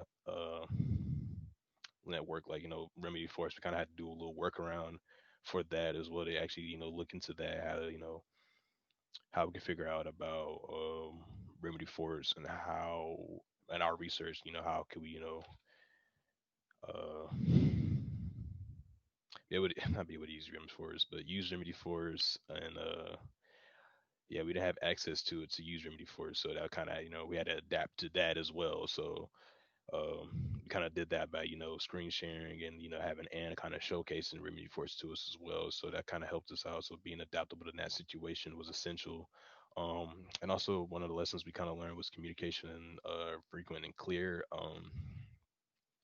And sometimes you just might not hear response from either vendor sometimes for a while, sometimes your client. So even sometimes myself. So again, just learning that being more proactive in some of the situations also following up was also a big one as well that I also learned from communication. Learning teamwork is essential for completion of documents. Was a big one for us as well, as I think it kind of required both of us to kind of handle some of the workload of doing all the research, contacting and all that. So I get teamwork was very essential. Documentation of every event was crucial. Most of our meetings we had were online, so we kind of use Zoom for the most part for most of our meetings. So Zoom has a recording feature, so most of the time I kind of just recorded our meetings, just give myself kind of this what's the word? Kind of get myself like I can just look at the past and in a way, so you'd be able to be able to keep track of what we was doing and what to follow up on after a meeting. So that again, documentation very crucial in that moment, in those moments. And then also our last one was just working with the vendors. And then working with the vendors was important as that again just working with people just not into in your circles. So again, just not working with just your client or sponsor, but we was working with other people in Fulton County such as Shaquita and Donald, and also working with some of the Adobe reps that's here in Fulton County as well. We kind of just learned a lot. Actually, I would say actually most of our information, not most, but I'll say half our information from our business requirement document actually came from those experiences with them, learning about Remedy Force, learning about Adobe Sign from Adobe, and then learning from, Donna with Docusign. So mostly, I'll say working with, vendors and slash, other people that's not included in our team was kind of essential, and that was a big lesson learned as it gave experience to actually working with people outside of your typical group. So that was also very important for us. And so my last thing to say was I just want to thank everyone for the program. Our sponsor Justyna, she was a big help this past few months. Our clients and Sherry, they were wonderful. I also want to thank Kirby. Kirby was very well received this past few months, and also Shaquita and also Donna with Fulton County as well. And thank you for the wonderful program and all the lessons I've learned. I'll be able to take that into my future career. So thank you so much, everyone. So next team that will be presenting is a dream team. Oliver Moher, he's the sponsor for this team. Oliver, would you like to introduce your team and your client? Yeah, so again, I'm sponsor. Our client is Dream, Department of Real Estate and Asset Management, and the clients were Linda Dubois and Maggie Chow. And we're fortunate enough to have Jamie Moscata and Mefti Wallen on as the capstone students. So a little bit about this project. GIS has had a long history of helping Department of Real Estate and Asset Management manage their data, creating maps and other aspects.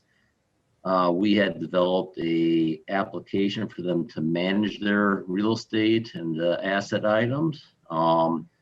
This had morphed into a spreadsheet, and we brought it back into a SQL Server front end or back end. So the next phase of that project, after developing an application for them to manage the data, was to develop reports, visualize that data, and expand with other tools to build upon that application. And we initially were working with SQL Server reporting services, but that was cumbersome and limited. So we decided to leverage Tableau since the county has a license for that. So now we secured last semester, had some reports developed in Tableau, and Jamie and Mefti took it a step farther and developed additional reports and visualizations, and they're going to present that now. Thank you, Oliver. Linda, would you like to add something to that? What I'd like to add is I want to share with the audience how important the project is to the land division. Managing the inventory is something that we've been trying to perfect and been working on for a long period of time now in collaboration with GIS. And one of the things that we found is of critical importance in the work that we do is that we're able to communicate it with ease. In other words, the capacity of our system to be user-friendly was really important. And in this last iteration, working with these interns, we have taken a huge, giant step in that direction. We're really proud and very pleased with the work that's been done. And just want to express our gratitude. In behalf of myself, Linda DuBose Alexander, and Maggie Zhao, who is really the brains in our department that worked with the interns, we just want to say thank you. Thank you so much. Oliver, would you like to add anything else? If not, the team, it's... No, I think that pretty much summarized it. Let's see what they put together. Thank you so much, Oliver. Team? Our project was development of reporting, analytics, and visualization tools. And our team members include Jamie and Mefti. Our sponsor is GIS, and our clients are Dreams Land Division. So the Department of Real Estate and Asset Management, DREAM, maintains Fulton County's real property information, including land, structures, and leases. And Bliss is an SQL Server database populated by DREAM, and it is dedicated to various property files. Our project scope was to develop Tableau reports and dashboards while extending the application functionality. Our responsibilities included developing advanced reporting and dashboards, performing documenting and data analysis, while also creating data visualizations. So our deliverables were an agency report that included owned structures, occupied owned buildings, and also occupied buildings and leased spaces. It also included acquisitions and dispositions, as well as executive summary visualizations. Here is an example of an agency report that we created. And in these reports, we've included agencies along with their number of records or number of structures along with the corresponding square footage. And in these reports, we've also added captions to provide further information about these reports. Here's our agency detail by numbers in the form of a bar graph. And Tableau is a great application because it allowed us to include filters so that the user can filter through leased and owned structures, as well as asset types and agency types. Here is our agency detail by square footage and in the form of a pie chart. And this chart displays the proportion of primary structures to tenant leases, and also provides the user to use the same filters between types of ownership, asset type, and agency types. We've also created a dashboard for the purchase price of acquisitions. This bar graph also includes a line graph to show the trend over the years. And at the bottom, the acquisition report includes the total for each year and also the grand total for the whole year. And this is a flyout we have included on the acquisition report. It shows where each acquisition is coming from, and it also includes the site name and date of acquisition, and it is filtered by price. And this is a dashboard we've created for the revenue from dispositions. This report is filtered by date, and it also applies for the graph and the report. This gives users to go through the report and the graph at the same time without scrolling. Here we have an example of a dashboard that we created and for Fulton County's own structures. And in this dashboard, we've included bar graphs, pie charts, as well as grouped bar graphs. And this is an effective way to compare each asset type and the amount of structures they have along with their square footages. We've also created a dashboard for Fulton County's lease revenue and expenses in the same forms of bar graphs and pie charts. And this is an effective way to compare and contrast the lease revenues and expenses.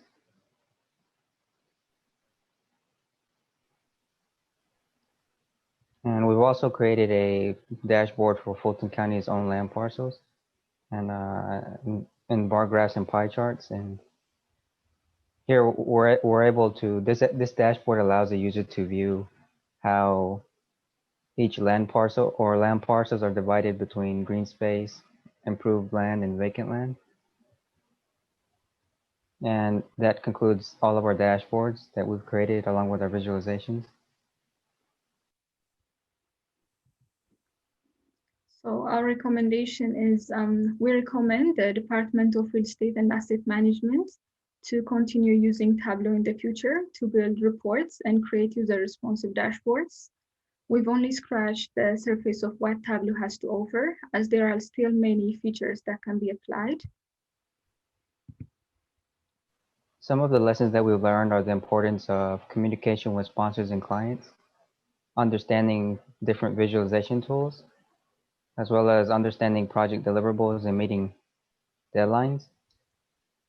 We also found it important that it's important to use every resource available to us, along with team coordination.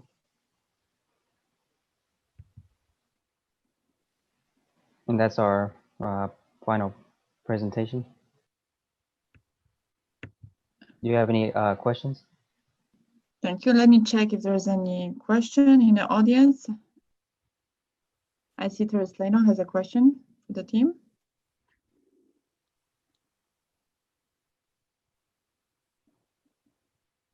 Terrence, you may want to ask a question. Yes, thank you.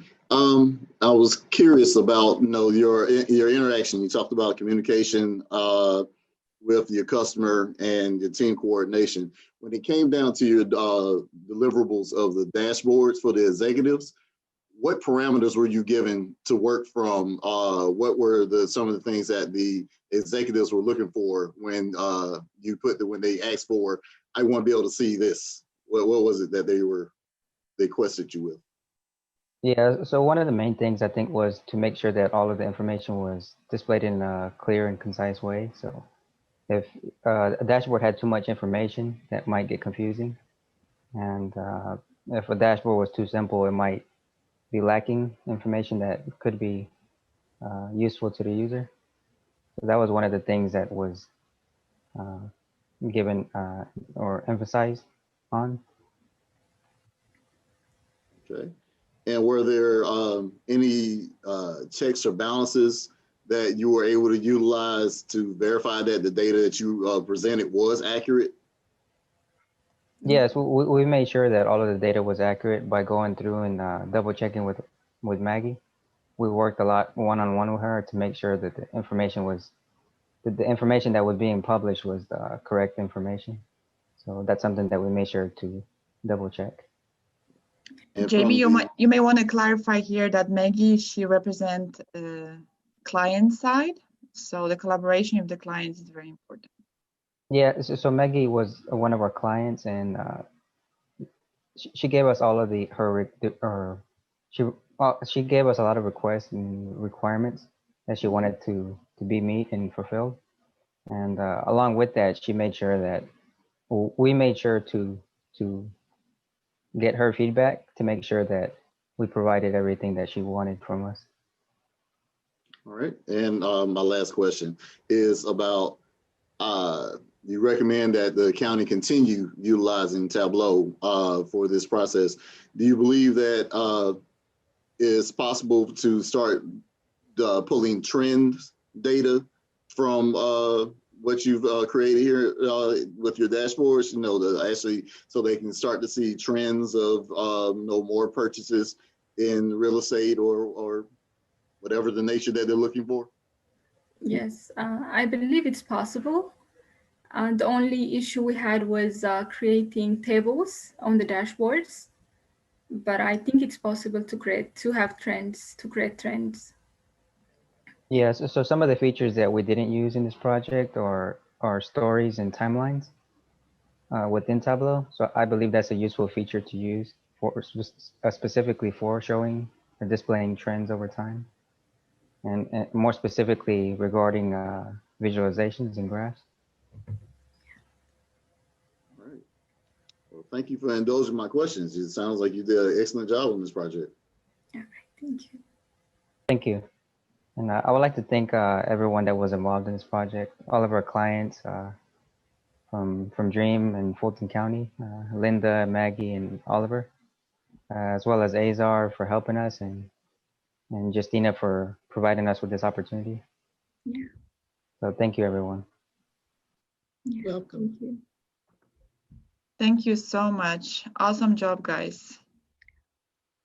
I'm just Thank you. going to say that with respect to the deliverables they provided, each report, they developed a number of those, and they increased in complexity as we went along, and they were able to step up and deliver what Maggie and Linda needed, I think, and they're going to put it in production and see how their management likes it, and maybe we'll be continuing this project once we get additional buy-in. And so yeah, it was a lot of learning, not just the software Tableau, but also real estate, which is not an easy concept to wrap your head around. There's a lot of variables in there, and again, the short time they were here, they learned a lot of that and were able to put it all together.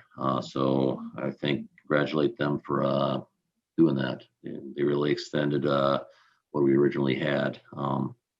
So good job. Thank you. Thank you you. so much, Oliver, for this feedback. Anybody else would like to add anything? If not, we can conclude and move on to the next team. So once again, thank you so much. Thank you. Thank you.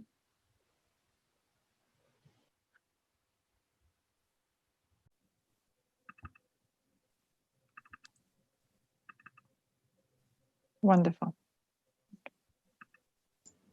Good afternoon, everybody. I'm here, but I'm also working with the vendor on the Granicus encoder. So Yes. I just want to acknowledge, Darren, your collaboration with this team. We appreciate you. Thank you so much. And also the another member from External Affairs that was helping us with this project was Marcel. And let me see if Marcel English. She was helping us as well. So I want to make sure we can. I haven't seen her. So this project is a little different from other projects. This team had to think outside of the box and assess. Is that any better? I'm sorry. Yes, it's wonderful. Yes, we can see it now. Okay, great.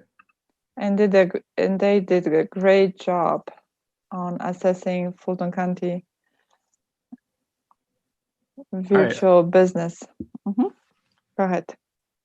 Okay. Hi, everyone. We are the effective tools for conducting virtual business team. Our team consisted of Kai, Vithya, and myself, as well as our sponsor, Justyna. Thank you to her for sponsoring and helping with our project. The objective of this project was to identify and optimize areas of communication in Fulton County's current system and design a framework of virtual tools or tools that will solve those inefficiencies in communication. One of the first questions our team had was, what problems do these virtual tools solve?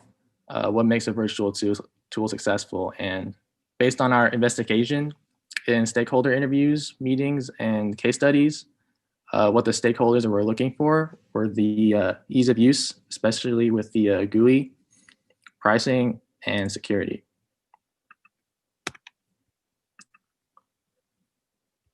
For our project, we conducted a gap analysis. So we divided each row into the different platforms or usage categories of the virtual tools.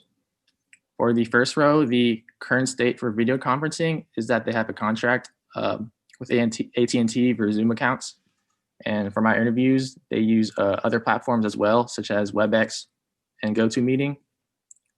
Security was mentioned a lot as a problem. So our goal for Fulton County to have was for Fulton County to have no user faulted security breaches, as well as having a single platform to use and an enterprise account plan with Zoom.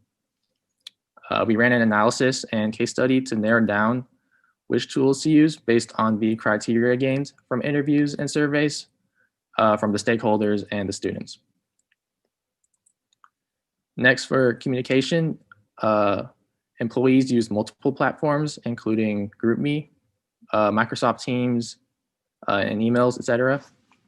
Our goal for this section was to minimize the number of tools as much as possible, having a tool that has integration with other virtual tools that encompasses many objectives, such as storage, file sharing, etc.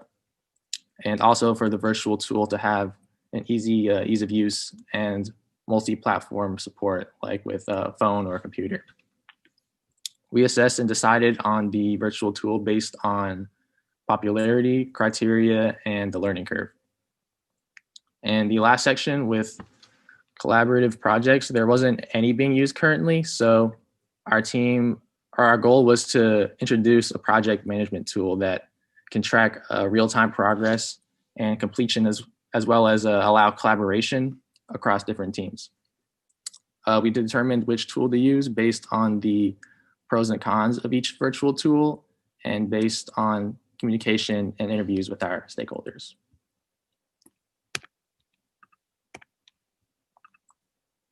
Here's our infographic containing our key dates and deliverables. Our timeline consisted of interviews. Thank you to all the interviewees from Fulton County, as well as the students for their time.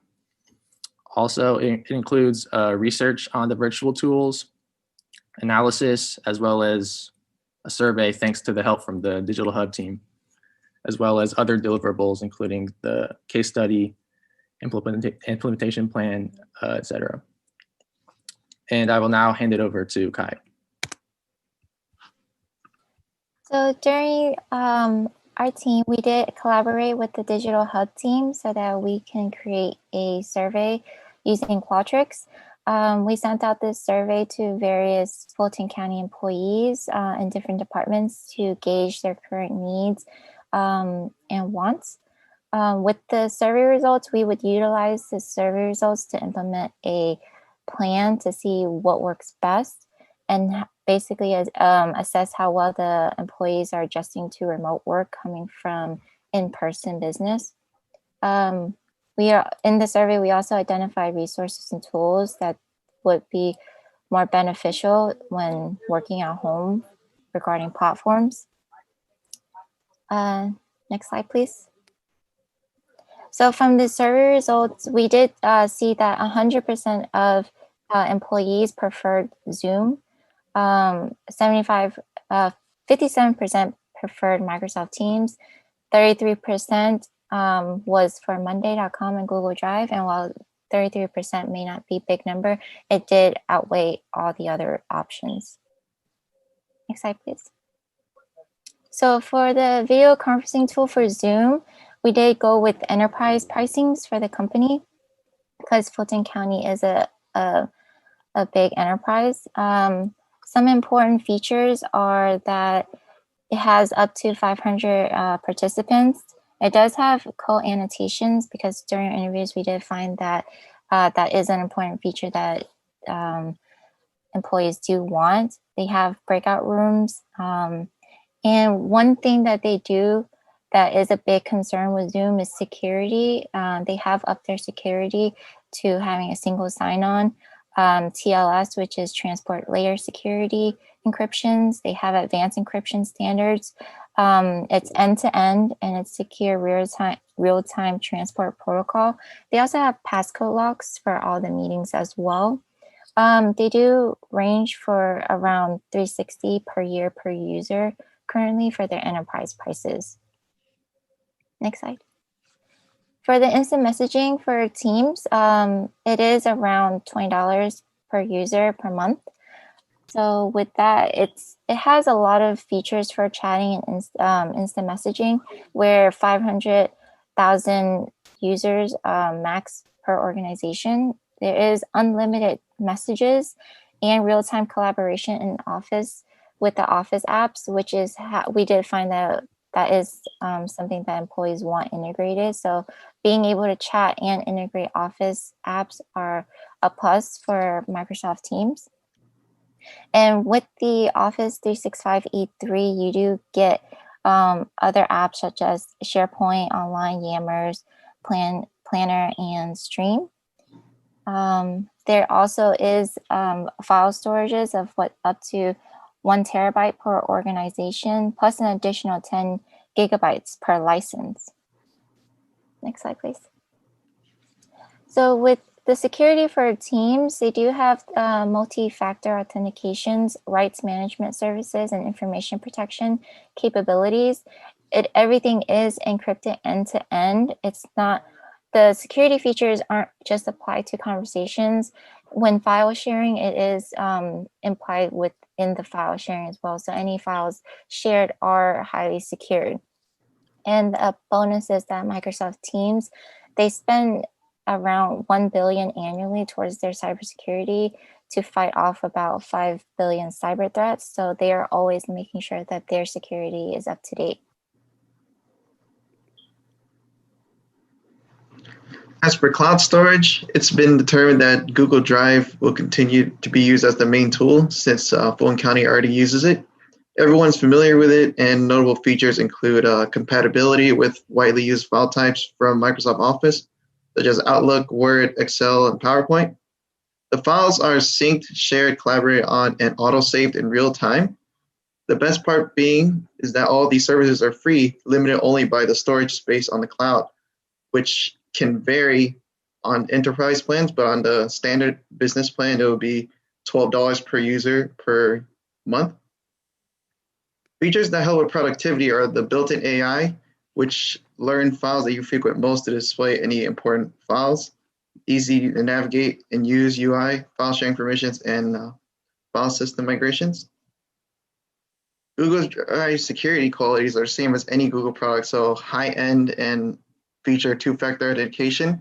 And the enterprise deal, if you go with that, it includes all their workplace software such as Keep, Sites, Forms, Currents, and Chat, but also increase your security, such as following industry guidelines for security, health insurance, portability, and accountability act compliance, advanced encryption, and secure socket layer.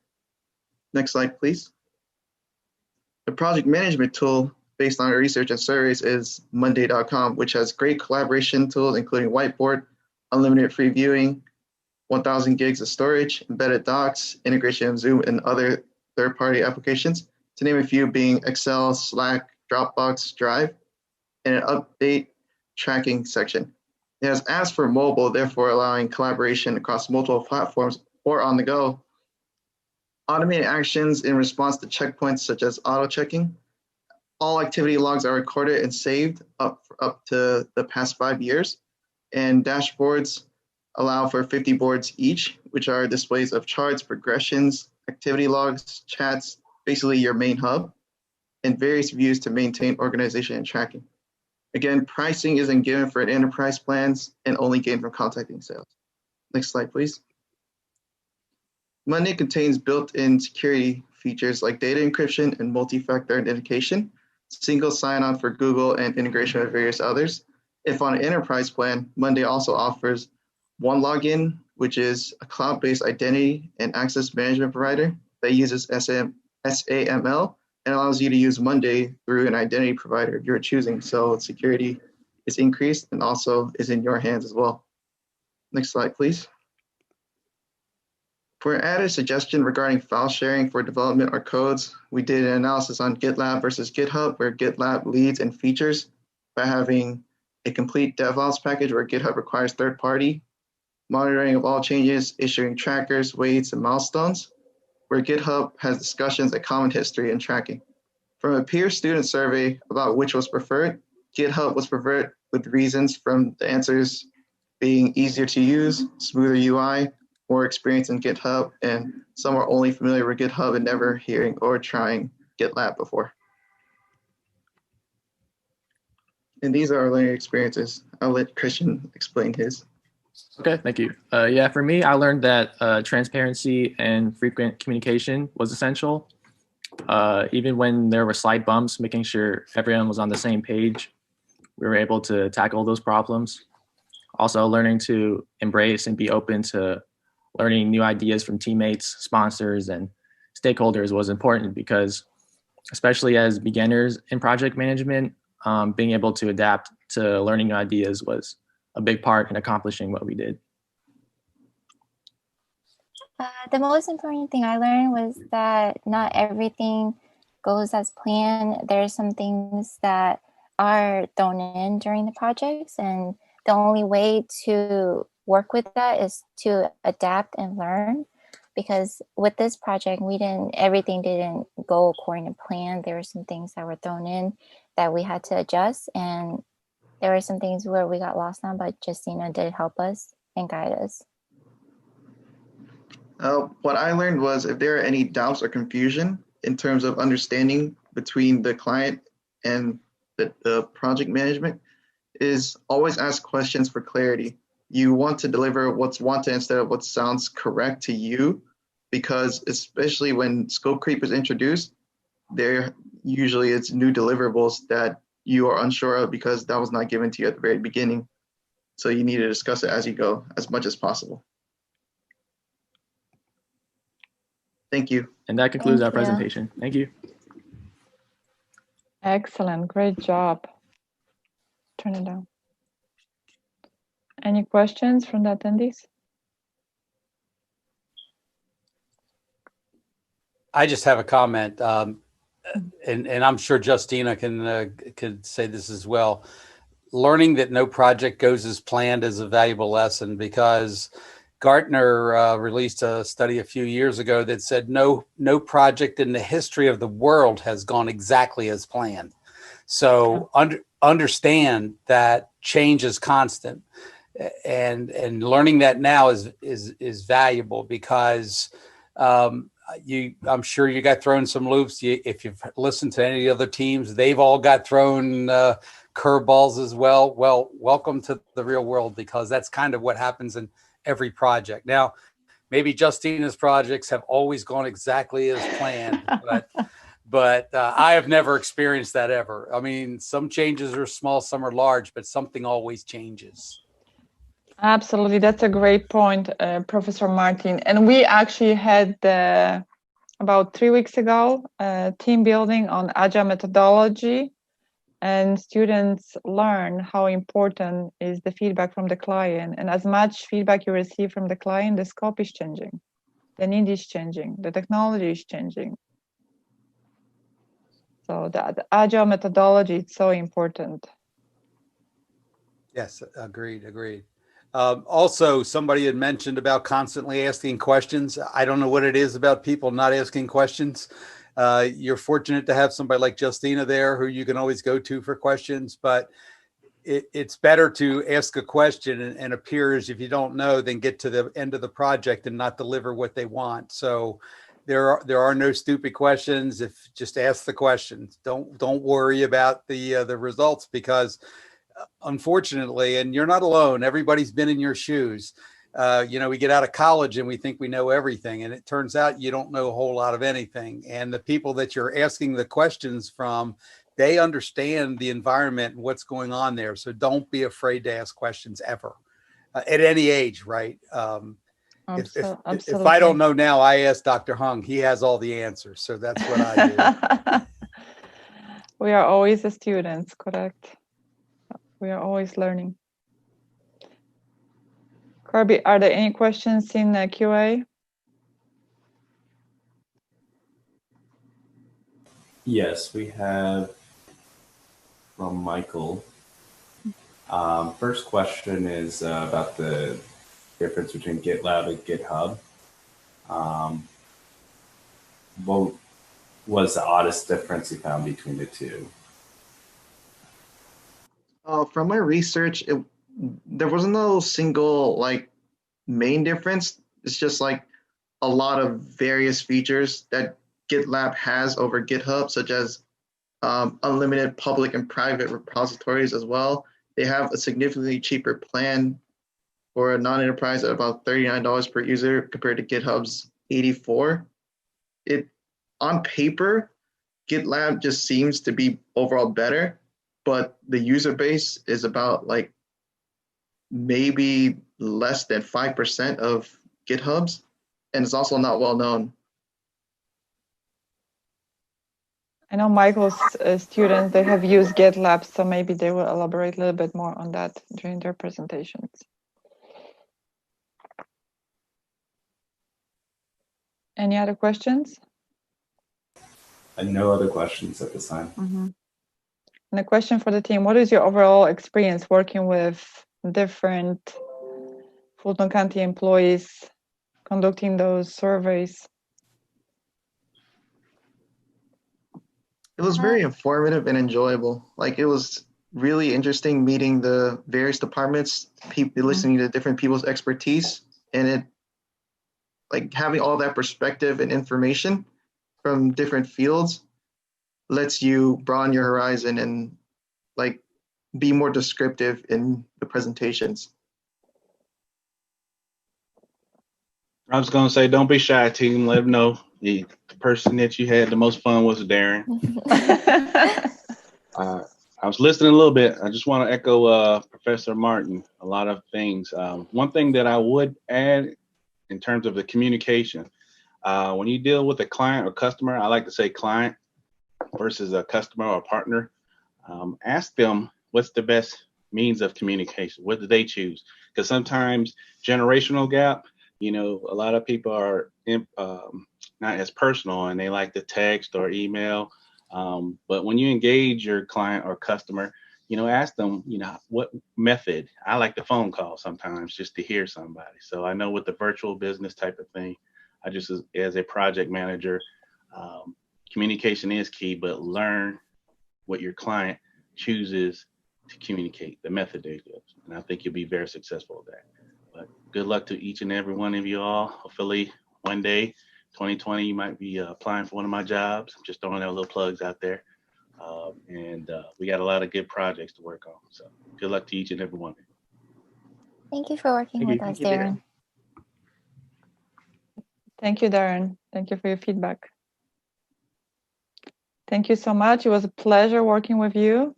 Thank you, Justyna, for working with us. Thank you so much. Good luck with everything. Thank and you, stay in too. touch. Keep me posted. Okay. Okay. Wonderful. So now we're going to have a code automation hub, 3 teams. So we're going to promote all the teams. I think they're going to go in order.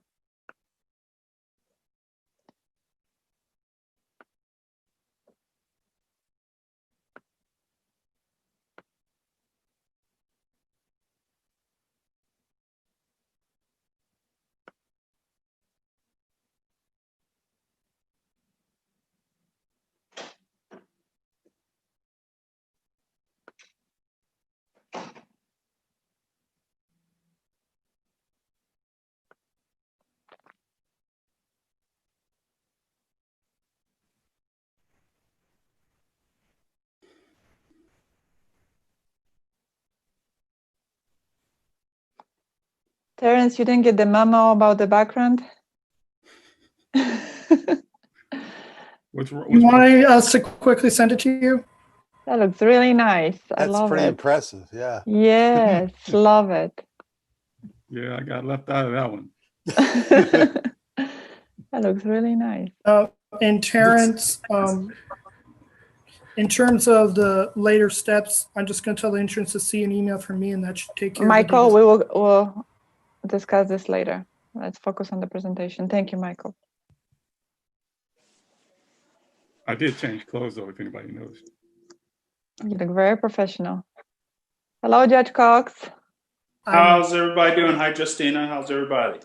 Fantastic. So I got to get some of you young people to teach me how to do the virtual background. Yes. Please That raise looks your hand. Yes, it looks fantastic. Great. I know Micah's going to be joining us, and okay. All right, she's going to be joining us. Okay. Raise your hand is how you join, Micah. Thanks. Yes. And I'm gonna promote you back to the attendees. Yep, Micah is here.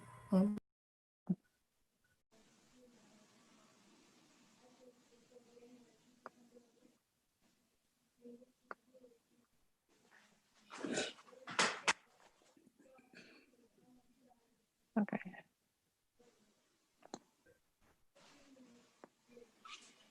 Are we missing anybody? Everyone, look around. Do you have I'm all your checking do you have all your Omar. team members? Omar is joining. Just give him a minute.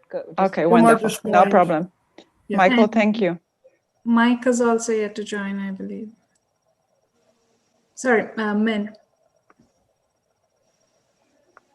Raise your hand so we can see you.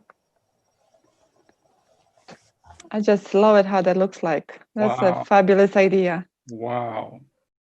That looks really nice.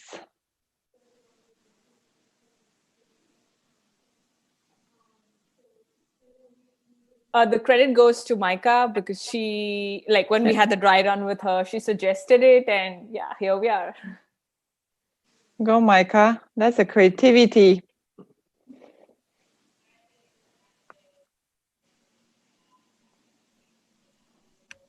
Maybe he's on a bio break, Omar. Okay. I'll keep him posted about the video. Okay. Okay. Are we missing anybody? Just, I love it. We need to take a picture of this. Yes, absolutely love that.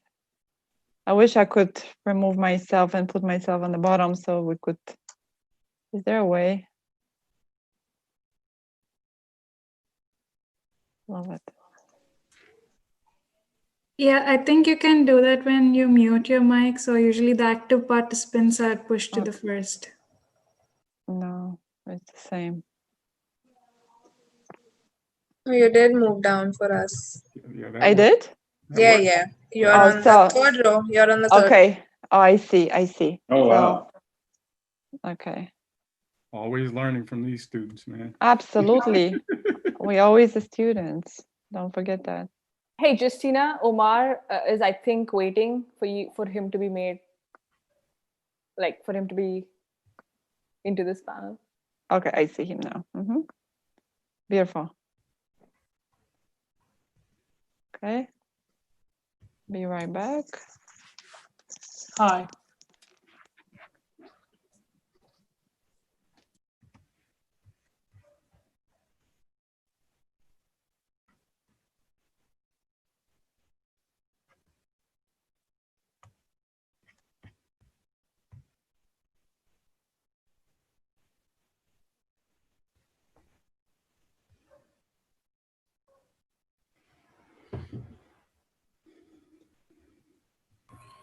So are we ready? Can Terrence introduce the groups and stuff?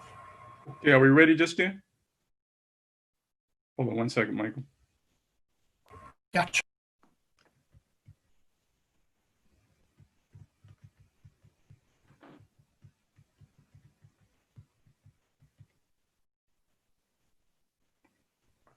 I'm going to, Judge Cox, I'm going to ask you to blend in here. In fact, I'm going to ask you to kind of lead here. Good morning, everybody. Okay, that looks really nice. I'm sorry, I was checking on Glenn. He will be joining in a few minutes. Do you want me to wait for Glenn?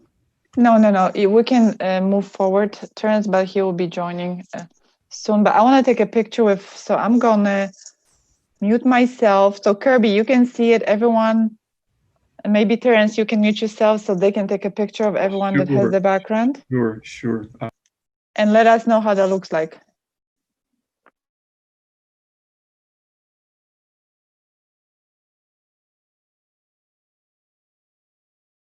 Three, two, one. I'll mute myself also.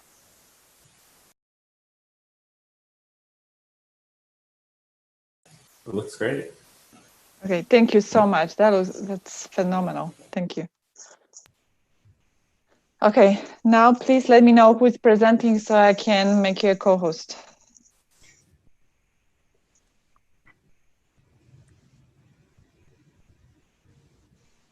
You need to unmute yourself and let me know so I can. I'm Justyna. I'm just Okay, starting Nick. off.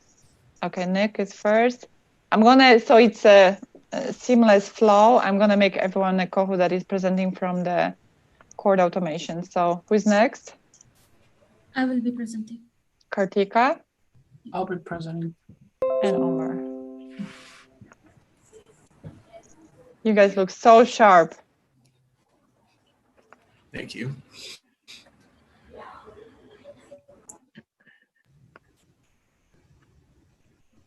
Okay.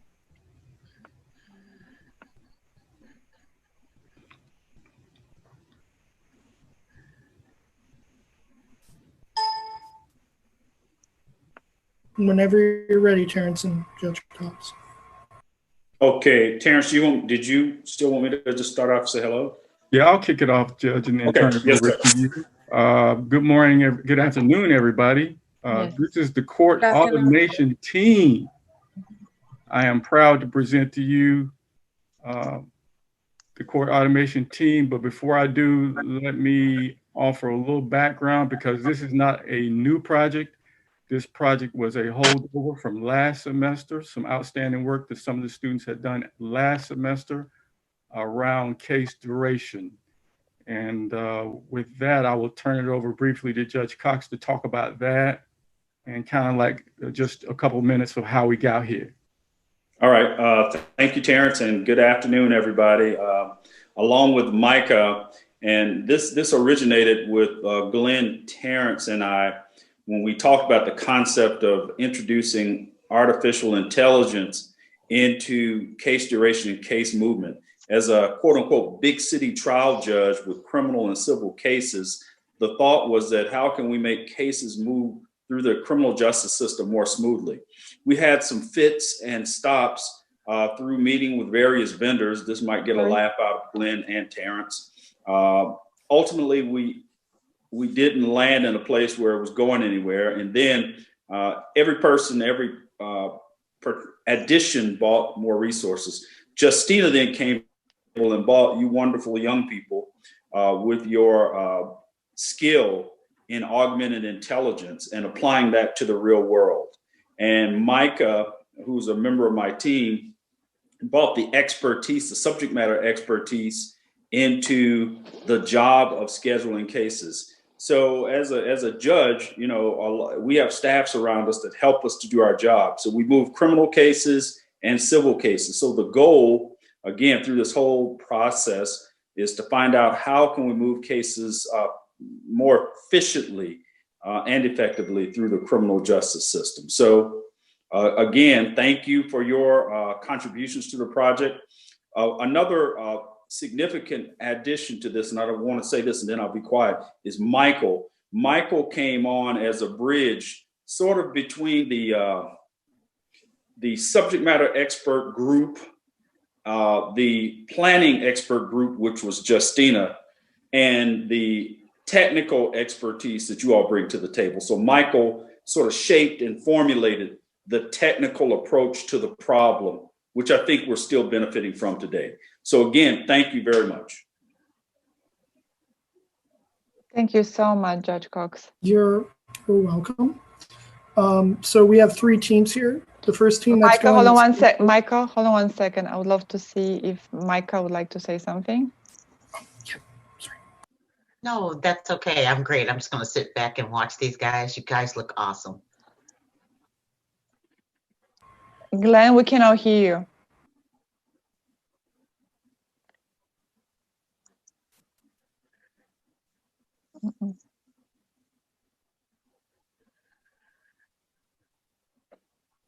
Move on. Yes, I understood that part. Thank you so. Okay, from now on, let's move forward and good luck. Yes, so we have 3 teams presenting today, hands-free, which will go over the initial loading the data, modeling that goes over the model, and UAT that will go over the dashboard and user experience testing. Take it away, guys.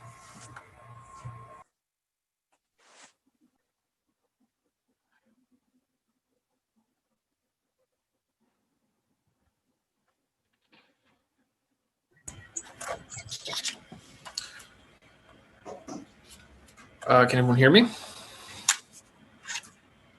We can hear you. Yes. All right. Well, hello. I'm Nicholas Aloisio. I'll be starting off the presentation for the whole core automation team with just the hands-free team at first, and consists of myself, Min, Mahadi, and Nushri. They'll all be introduced later as they handle their parts. Our sponsors were Terrence Harris, Michael Lane, and Justyna Grinholc. Mostly working with Michael, but we worked with everyone a little bit as well. So this is something that will be revisited a couple times. This is just a graphic that sort of shows the intermingling of all these teams, how they all sort of fit together. So in the middle there, you can see the main points, which is the actual scheduling, the predictions, and the forecast. Predictions is more where we handled it, the process of creating and implementing the ways that the forecasts are built, which are then pushed to the dashboard. And at the bottom, you can see the three teams. Basically, hands-free, our portion was mostly handling and facilitating the importing of the data and the process of making sure it's going through the appropriate cleaning steps before it is fed to the dashboard teams. So getting into the project, our main goals at first were just to modify and simplify the existing model, which was just a series of R scripts that was just a little complicated to run. But starting off, we realized we needed something that allowed for some more asynchronous development activities. So then we also needed to implement that as well for all these teams to be able to work together off-site. So then we used GitHub, or a combination of GitLab and GitHub for that. So that was also made a priority in addition to the updating and simplifying of the model and just making everything much easier and accessible moving forward. Ultimately, it was to just clean up this R project for easier access and just facilitation of running it. Now Min's going to start with a little bit about the current code, about the code maintenance as of August in 2020 in Fulton County. So here's our maintenance status for the month of August 2020. At first, our code automation project files is only accessible through Google Drive. We only have like 1 reviewers and 9 developers. Also, we have like 1 or 2 day. Oh, sorry, my bad. 1 or 2 day for each purchase, and we have to wait until the weekend for everyone to finish their work. Our process also involved the change request document to be filed out with all the details of code change. We have 15 minutes to locate the code change in a change request document, and our version history maintenance is still manual, which means we maintaining different versions of the same files in the local folders or Google Drive. Next, please. So here under is the tool that we use mostly for our projects. The first tool is Git or GitHub Desktops. We use mostly for like version controls. It has multiple branches for each change and very clear separations of each code change. It's very useful in viewing version history. The next will be GitLab. It's very useful for code collaborations. It has automatic notifications for reviewers, and it has a clear change of code like identification for reviews. Last but not least is Tableau Prep, which is the tool that I use the most. It's a flow map to help with visual experience of data flows, in which it promotes better understanding and easier verifications. Next, please. So here's how like Git and GitLab work overall. Because we are a team of many developers, we have to divide our work and we have to work like concurrently on the same projects, which means we need to have our own brain. So the GitLab will give us like the ability to divide brains, and we can work on our brains independently. And after that, after bug fixings and adding new features, we'll merge everything into master brains. Next, please. Oh, yeah. So hello everyone, I'm Anushri and I'll be talking about how we use Tableau Prep, which is the actual crux of our project. So next slide, please. So in addition to Tableau Prep, we even use R, and let us focus on why we use these or the combination of these two programs. So Tableau Prep basically makes visualization of data easy, and it even helps to cleaning up the data a little simpler, and it makes data verification also super simple. And why did we use R then? So R is basically for complex requirements, machine learning, and it was even used for system testing and other output verifications. So the combination of these two helps to make automation flow easy, and it helps faster ramp ups for new developers. It is also a super intuitive combination, and it makes finding bugs simple as well. So this is what makes a team truly hands-free. Next slide, please. This is one, so I'll be giving a brief intro of what the Tableau workflow actually looks like. So all our Tableau prep files look like this. Now, if you focus on the red circles and if you see the highlighted pills in them, these are actually our data inputs where the data comes in. And if you focus on the blue circles, so wherever we have such fields, you can have functions like cleaning or aggregation or joining being performed. And then if you have a look at the green circles, this is where the R script or the R code is being called, which may be used for system testing or other data cleanup, complex data cleanup functions or machine learning or modeling, etc. Next slide, please. Basically for us, when we used R, we used it for system testing. So as you can see all those circles there in the Tableau prep workflow file, it was used for system testing. And the R script that we call allows for easy error fixing, and it even avoids us, helps us to avoid using erroneous data files. Now, how do we integrate Tableau prep and R? So you need another server called RServe, which is a TCP/IP server. Next slide, please. And this is what our testing flow for testing the data looked like in Tableau prep. So what the Tableau prep file that you saw, which was earlier a visual file, it calls the R script to test the data. This R script is then run, and the data outputs are given and read by the Tableau dashboard. And then we send the Tableau server sends email alerts to the notified people whoever need to be notified. Next slide, please. Okay. So this, so thanks to the actually UAT team, they even created a dashboard for system tests, and this is what one of the few system test dashboard looks like. It helps us identify if there are multiple data values or if there are multiple categories or not. So this is the kind of dashboard that our system tests would show. Next slide, please. And this is the actual Tableau prep file that we used for to help modeling. And this is how we prepared the data for them so that they could do further modeling and give it to the Tableau dashboard team. So what we did first was we combined events, hearings, and hearing KPIs for both open and close. And then the workflow that you can see on the right takes this combined data. And then you can see a small model prep on the end, which actually runs an R script, and it makes a model, and that is used for visualization and forecasting as a summary dashboard, and that will be presented to you at the end by the UAT team. Next slide, please. Thanks, Anushree. This is Mahati, and I'll be talking about unit testing and automating these test pipelines. As with any software, test-driven development is very important to ensure that the quality of the code is maintained over long term while a lot of changes are being made to the existing code. And we try to implement the same thing for the current R scripts and the Tableau prep flow as well.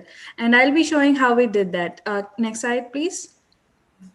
So in the Tableau prep flow that you've seen earlier, there were many points at which we wanted to test the current state of the data. And the nature of the test at all these points were repeating. Like there were 2-3 categories of tests that we wanted to do at multiple places. And for that, we created reusable R test scripts. These reusable R test scripts were called by system scripts that were embedded within the Tableau prep flow. The output given by these system tests were actually tested by the unit test scripts that we've written individually, so that when any kind of code is being committed into the GitLab repository, GitLab will automatically run all these unit tests, and it will run these pipelines and give a success or a failure notification for us, based on which we can decide whether to merge that particular branch into the main branch or not. Next slide. So in this screenshot, you can see the success and failures of individual pipelines after each code commit that are showing up in the CI/CD section of GitLab, which will help us actually take a decision on whether we have to merge it or abandon the branch. And this process can as well be automated, saying if a test passes, go ahead and merge it, and if it doesn't, don't. So the next, we'll see these results as well in the next slide. Next slide. Yeah. So the accomplishments measured or the analytics or the metrics for the project management of this, if you can see on the left, it shows the commit statistics for a branch called CA test from the time frame of September 22nd to November 16th.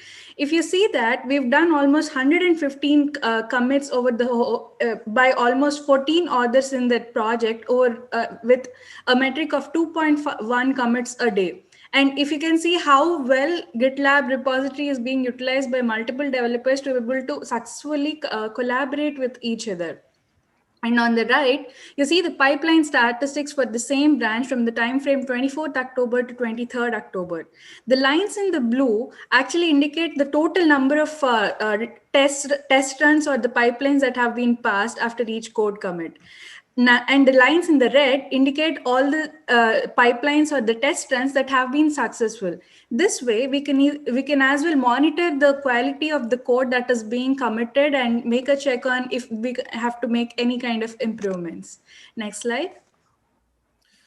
So wrapping up, ultimately everything we set out for, we feel we accomplished pretty well. The model runs hands-free now. Outputs are checked and confirmed before being passed on to the final outputs towards the dashboard.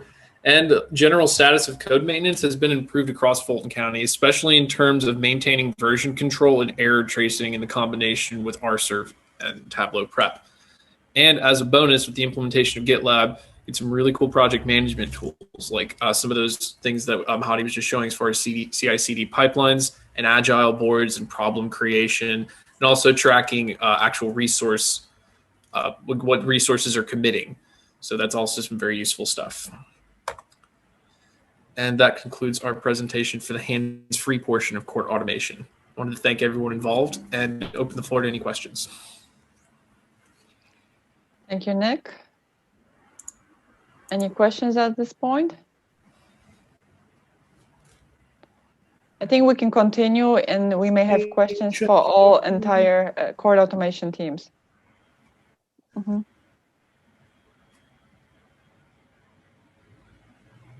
Okay, so I'm sharing my screen. Modeling team. Mm-hmm. Yeah.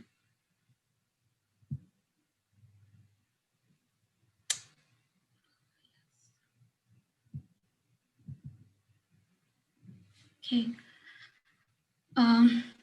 Hello and good afternoon, everyone. Myself, Kritika Saxena, intern at Fulton County. I'm here with my team, Code Automation Modeling, for our final presentation. Our sponsors are Judge Cox, Micah, Justyna, Terrence, and Michael. Our team consists of Deepthi as our team lead, myself, and Sindhu. Due to some circumstances, Sindhu is not going to present today. We had requested Michael to help us with the presentation.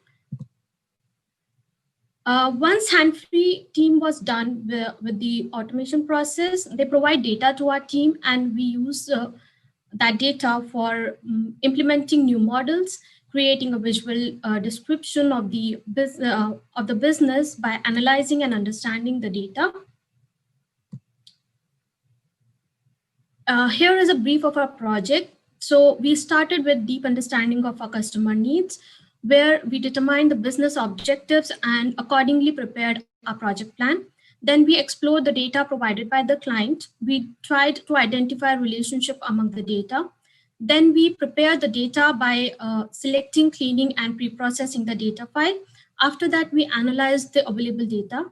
Next, we determined which algorithm should be implemented as per the data set. So we selected different modeling techniques, built model and interpreted a model result based on the domain knowledge.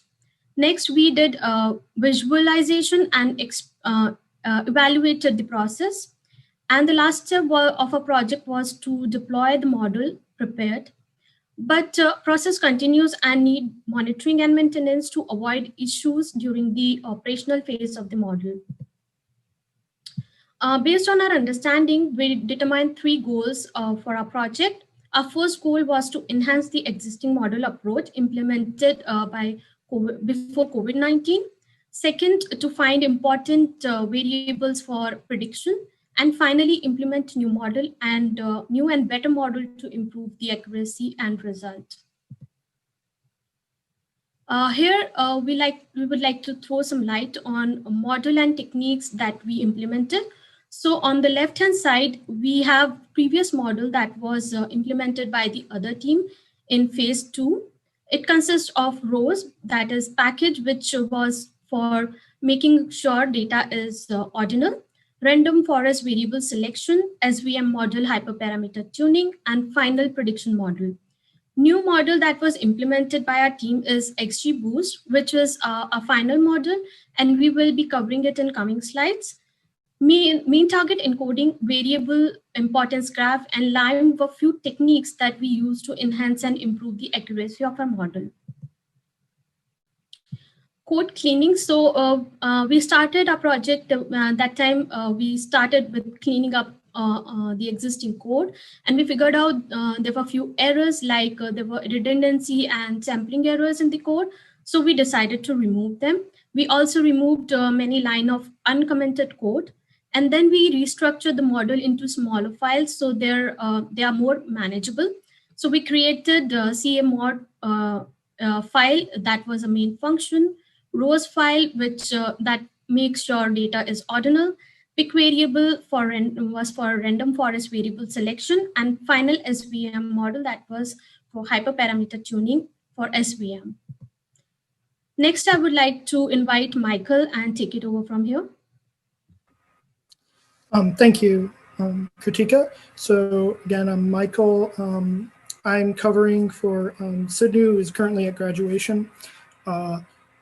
The mean target encoding is simply just converting categorical features into numerical features based on a target. In this case, the target was simply the average case duration for each category. And what case duration is it's the difference between the disposition and the indictment, that time difference in a court case, and is a measure by the National Center of State Courts for measuring if a case obeys the Sixth Amendment. So a good example of mean target encoding then would be, let's say if we were encoding for the DA as our category, it would be the average case duration for each DA. If you guys could please go to the next slide, I'd appreciate it. And the other thing that Sidney really improved is they included the new variables that they did that were mean target encoded into the clustering. And they still found, just like the old group did, that clustering was a good replacement for the variable called case type. Case types are a internal classification in Odyssey for different types of charge codes and criminal offenses. They specifically found that the clusters represented an interaction between case type, judicial holds, and caseload. Please go to the next slide. And I would like to hand it off to Deep D to cover the rest. Thank you, Michael. So XGBoost is the model that we have implemented right now. So it is an ensemble of decision tree methods and is very popular, efficient, open source, supervised learning algorithm that is used to predict target variables.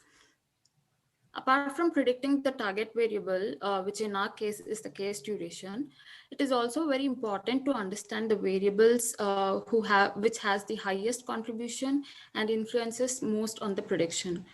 Now, we are using XGBoost algorithm, which is to replace the previous algorithm, that is random forest, which was also used to find the feature or variable importance, but was not efficient enough and the accuracy rate was quite low. Next slide, please.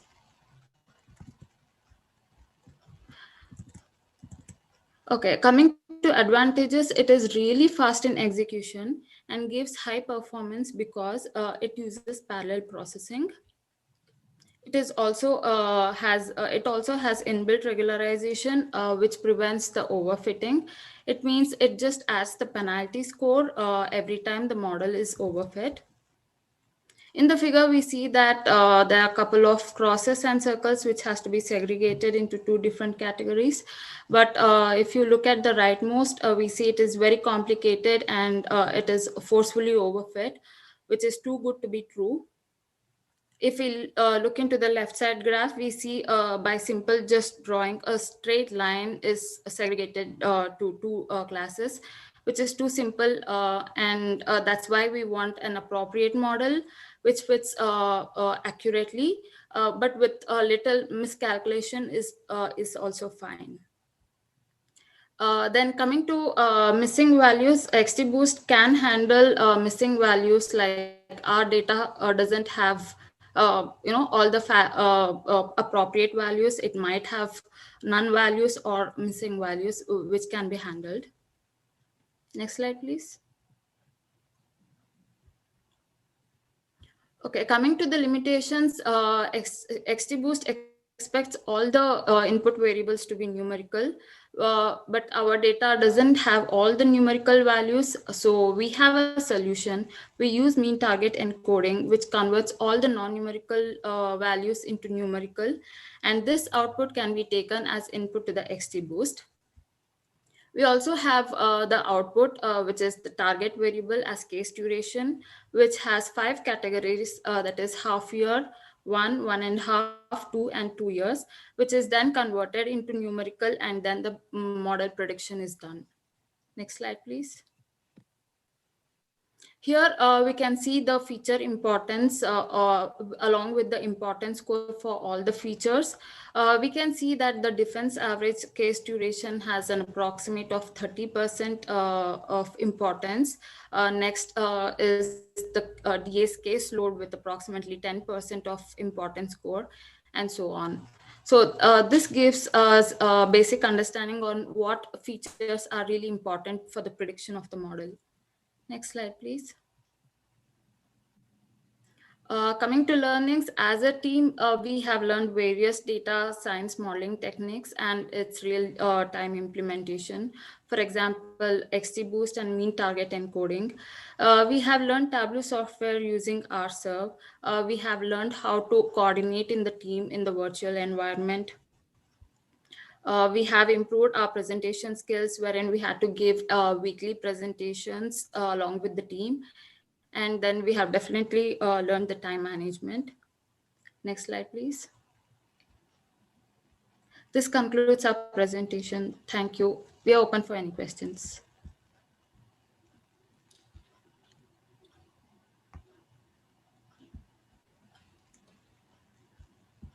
Let's continue with the next team, and we will open for questions for all core automation teams. Okay. To keep the flow. Let me know if you can see my screen. Yes, we can. All righty. Hello, all. Welcome to Core Automation Tableau Dashboard UAT System Testing by me, Amar Seda, and my colleague, Sadna Kunor. As discussed by our fellow Core Automation team members, Tableau Prep is the backbone of the Core Automation process, while Tableau Dashboard provides the visualizations. Tableau Prep uses RStudio to automate the data integration process, and Tableau Dashboard is maintained using GitLab. These combined is the basis of the Core Automation platform. The goal for Core Automation is to use forecasted data to aid in the process of closing court cases in Fulton County Superior Courts. Prediction models and scheduling dashboard fuse together to create forecast dashboard. Court Automation hands-free team provides the data for the scheduling dashboard. Court Automation modeling team provides modeling predictions. Finally, us, as the UAT team, combine these results to create forecasts and overall summary dashboards and the overall user experience. These dashboards make up the foundation of Court Automation platform.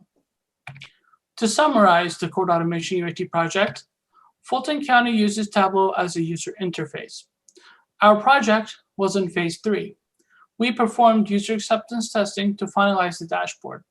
Our method of testing was gray box testing, which did not require us to know the detailed technical implementation of the dashboards, but test the user interface and functionality as per user requirements.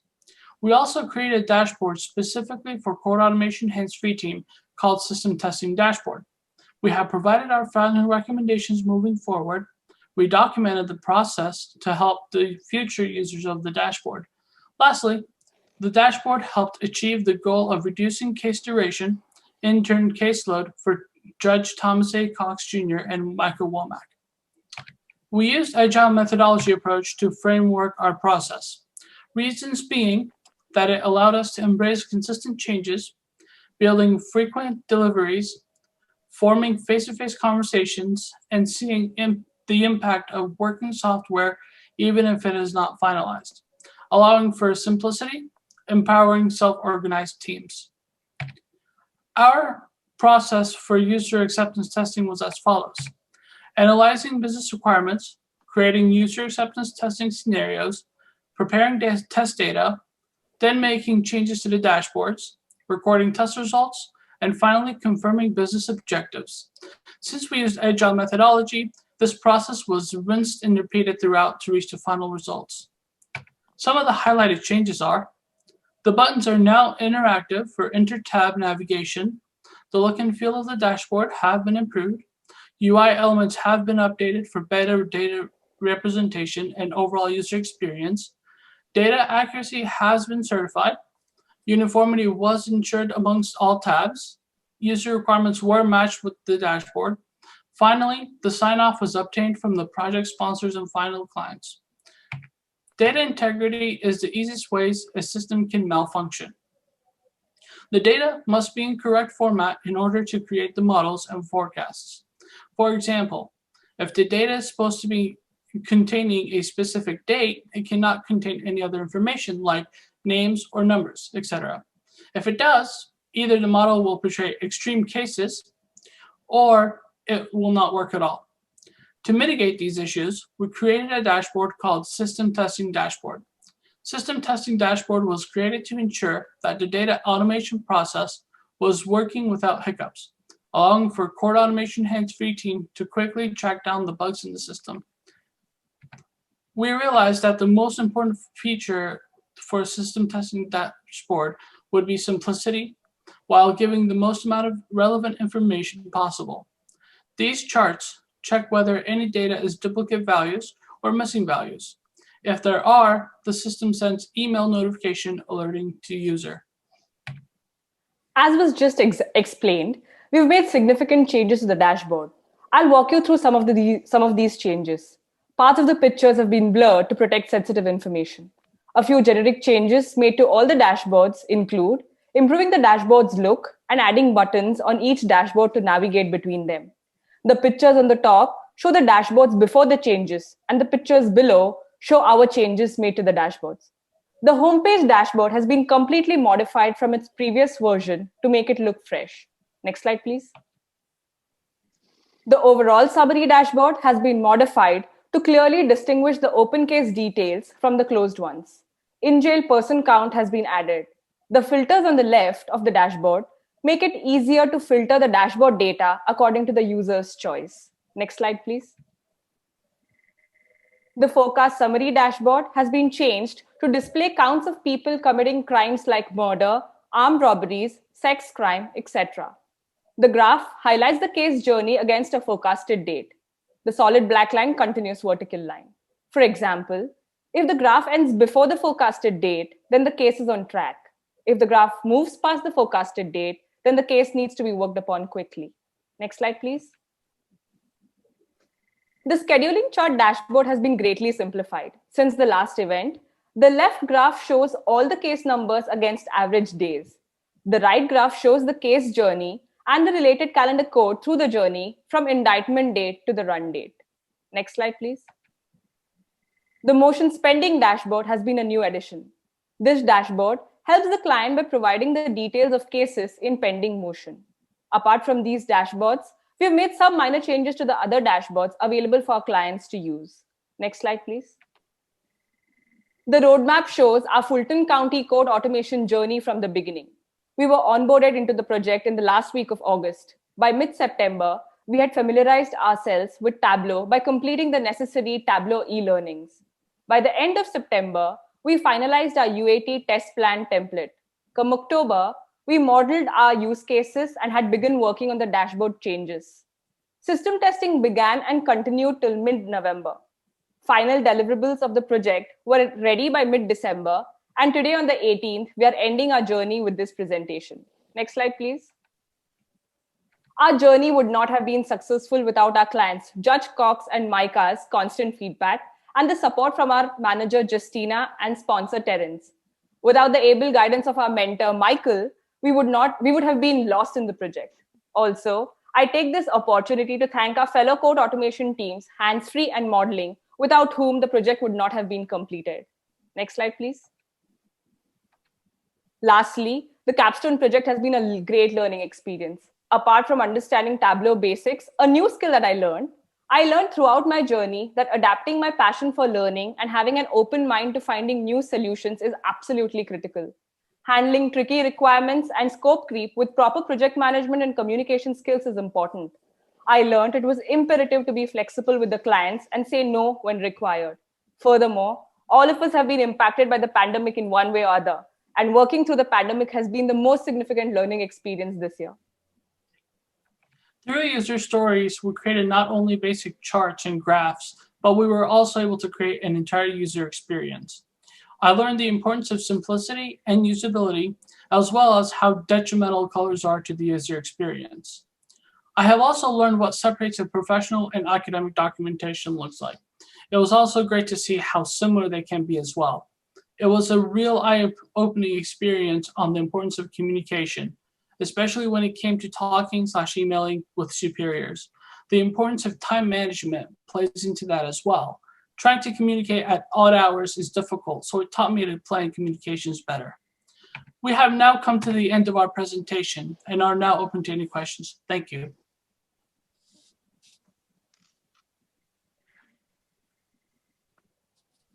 Thank you so much. I don't have any questions yet, but my screen is going to remain muted because I'm not going to let you guys see a grown man cry.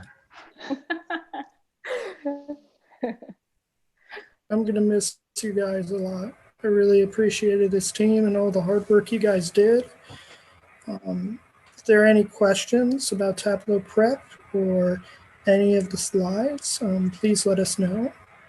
I just want to say, well, this code automation hub, that's what I call you guys. You guys have accomplished an amazing platform all together. It's just beyond and above.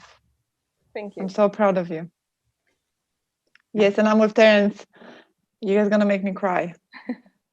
I'd like to reiterate what they've based. I mean, it's amazing to me, and Dr. Hung and I have watched a bunch of presentations, and Michael and Justyna, I know this is a testament to you all as well. But I got to tell you, the teams that you put together, I've never seen such complex work done and a volume of work done in such a limited time. It's amazing. For me, and we've probably seen, I don't know, hundreds of these. I got to tell you, you guys have set the bar extremely high, and few teams come to the level that you guys have come to. So amazing job. Thank you, Professor.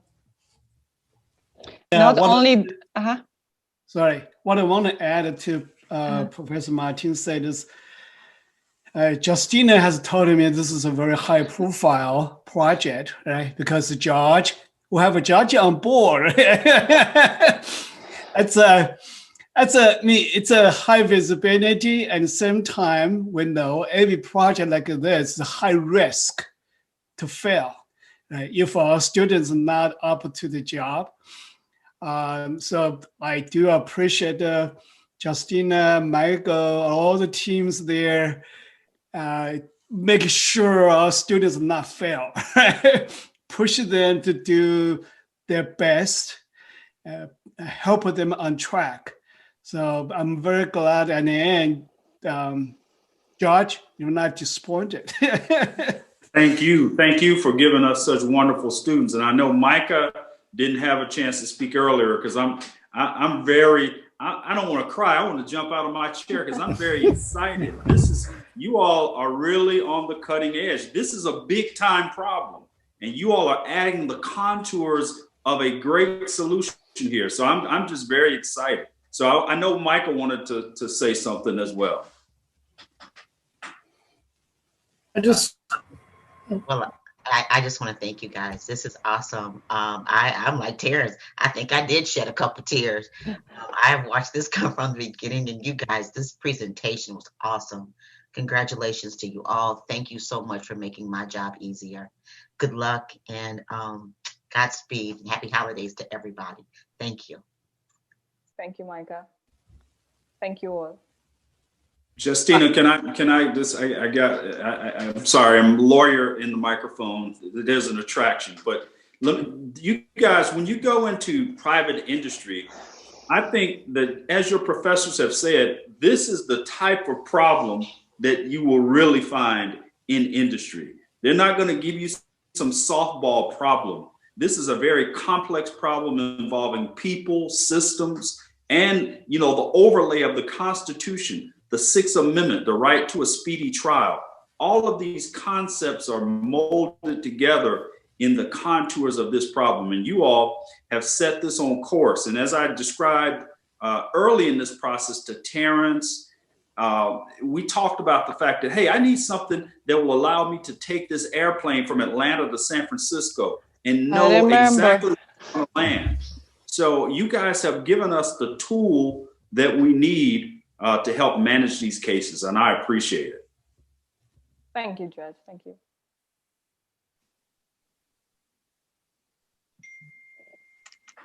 Michael, would you like to add something? I just wanted to say I wish you guys best of luck on your next endeavors. Please, if there's any job openings, apply at Fulton County. We would love to have any of you as interns or part-time or full-time. I really appreciated working with you guys, and I've been working on this project for over a year, and I'm just really proud to see that, this finalized and being used by people, and just thank you so much. This is getting a little emotional, but I really appreciate you guys. Those are tears of happiness, Michael, I think. Yeah.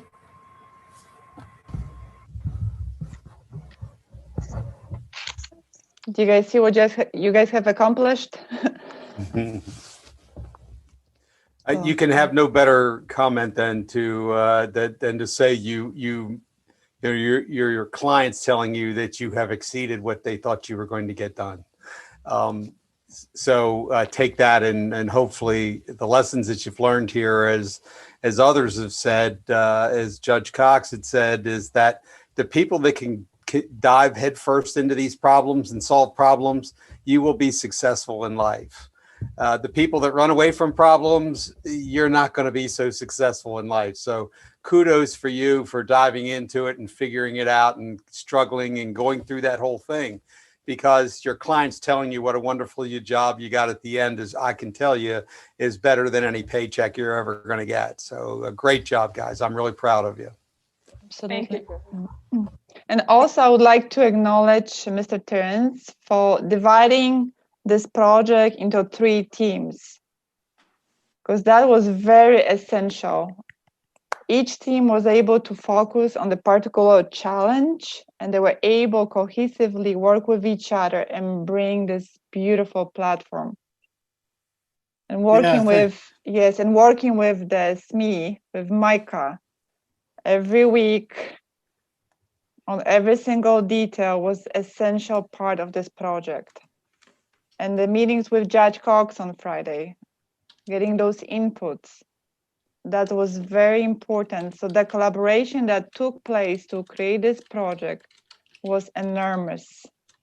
Not only the teams, they had to learn to work with each other within the team, but work with the other teams, work with the sponsor, clients, project managers, mentors.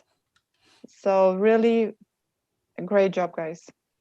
There were a lot of moving parts. Yes. Yeah, thank you, Terrence. Thank you, Mike as well. Terrence. Yeah. Like I type in the text box in the chat, you take a bigger risk, and also you have a faith in our students. So thank you, appreciate it. We're getting better and better students, so we are getting better in this program. No. I'm not sure what is happening. I got to tell you, and I'm sure Dr. Hung would concur, Justyna, you do an amazing job with the students, and we deal with a lot of other clients, and nobody comes close to what you work with the students and develop the students. Nobody comes close. You set an extremely high bar. So whatever they're paying you, you're not getting enough. I don't know who I need to talk to about that, but I will give you the contact. Okay, yeah. Well, nobody what's the does command? it. Yeah, well, I don't think. Nobody does it better. Nobody does it better. And every student that comes out of the program, as it relates to Fulton County, they all come out richer from a career perspective. And I appreciate you kind of helping them get to that next step. You've done an amazing job. Thank you so much, Professor Martin. We really we want to focus not only on the technical approach, but also on the holistic approach, on their soft skills. So that works hand in hand. And when you can bring this all together, really you have a successful internship. And that's very important. And I have fantastic sponsors, fantastic clients, and everyone is pitching in and helping me to accomplish my mission and my vision with this program. It would be amazing to see the value, if there was a way to quantify the value over the years that the program has added, because it's been amazing. I mean, I am in the process on putting together with my team a website for Center of Excellence, and we're putting all those metrics, Professor Martin, right now. Oh, so that would be stay incredible. tuned. Stay tuned. Awesome. Everything will be visible soon. I do remember a year ago when Michael, when we first met about this, and he says, "Do you think they can do this?" I said, "I think they can with the right guidance." And you guys got them across the finish line. That's amazing. Yeah, I think I talked to Justyna private, just across the street. I don't know if I should mention their name. City of Atlanta, right? They are so impressed about the project Fulton County has managed, and the manager of that program asked to attend this presentation to learn from what you guys are doing. So, but unfortunately, because this deal with the security, those kind of things, say now you don't want to be outside, people coming in to hear about this like security stuff. But just to let you know, the reputation is well known. It's not a secret we keep. Thank you. I do appreciate it. Thank you, Dr. Hung. Appreciate you. I think on that note, we can promote all the attendees to the panelists, and let's take a picture, another picture. If Jessica and Kirby, you guys can assist me with that, I would appreciate. Absolutely.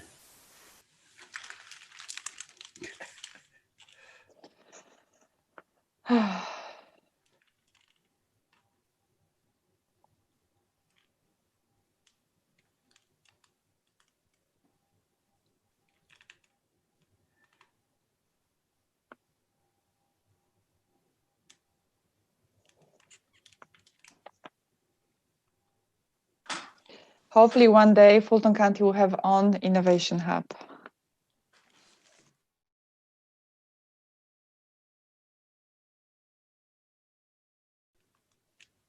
And that answers your question, Professor Martin, why I'm tracking other innovations hubs.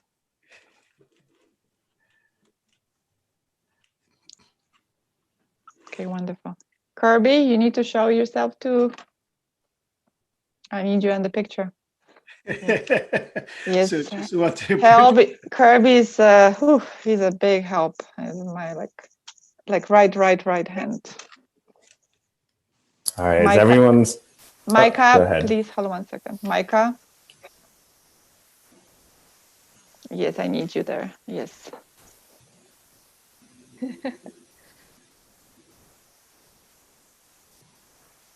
All right.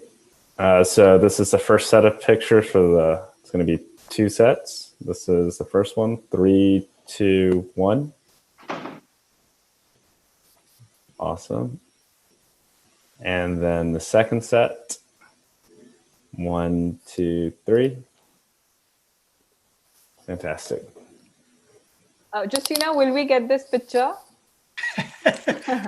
All of the pictures, you'll get all of them. And it's live on YouTube right now. So you're going to be able to see this as well.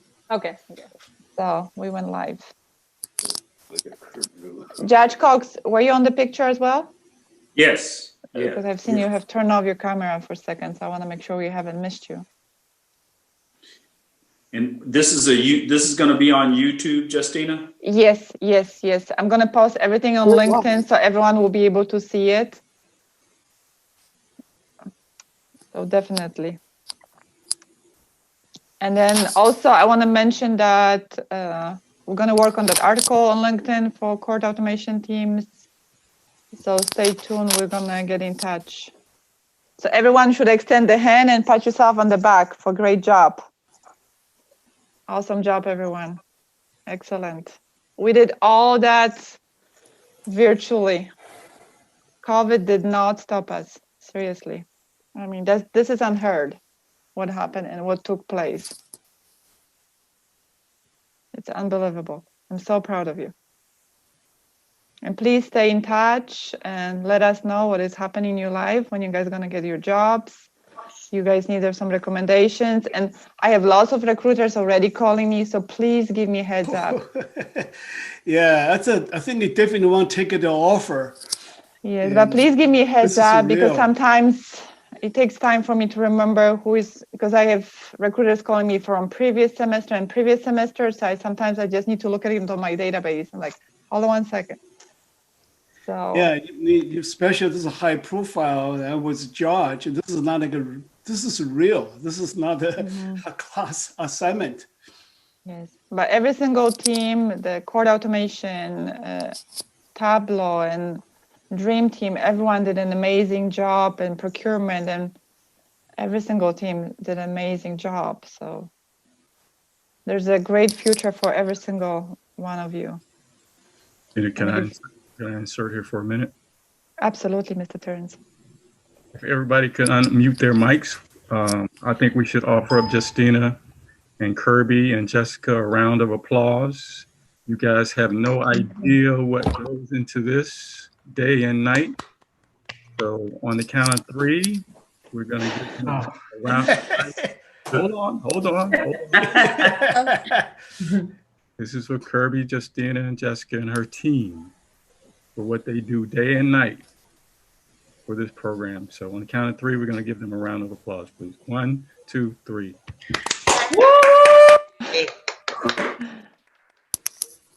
Awesome. Thank you so much. Justyna, is this a good time to just send out the survey? I'm going to put a survey in the chat. Absolutely, Feedback yes. for the Capstone program. Every year we try to make it, and every semester. Yep. So yeah, we greatly appreciate it if you could let us know. And if you want to stay in touch, Kirby put the place in that survey that you can insert your email address. Yeah. The one that you're not using for school or you're not using for Fulton County, because we want to make sure that if at any given moment we want to invite you for participating in the team building and share your experiences with the future payback colleagues. We will be calling you. We just need to have a way to get in touch with you.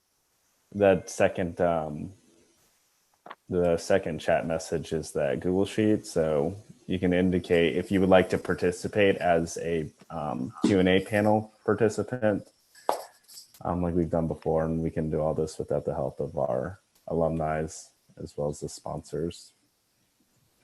Absolutely. So on behalf of Center of Excellence, my team, Kirby, Jessica, thank you so much. It was a pleasure working with all of you. We wish you all the best. Stay in touch, keep us posted. Core automation teams, we will stay in touch working on the article. So I may get in touch with you, so please fill out that form. Everyone knows how to return the equipment on Monday and Tuesday. If there's a need for the core automations, then you may keep your laptops a little bit longer, and I will collect them by the end of the year. Okay. Any questions? I just want to make sure that I also allow students to ask any questions beyond the presentations.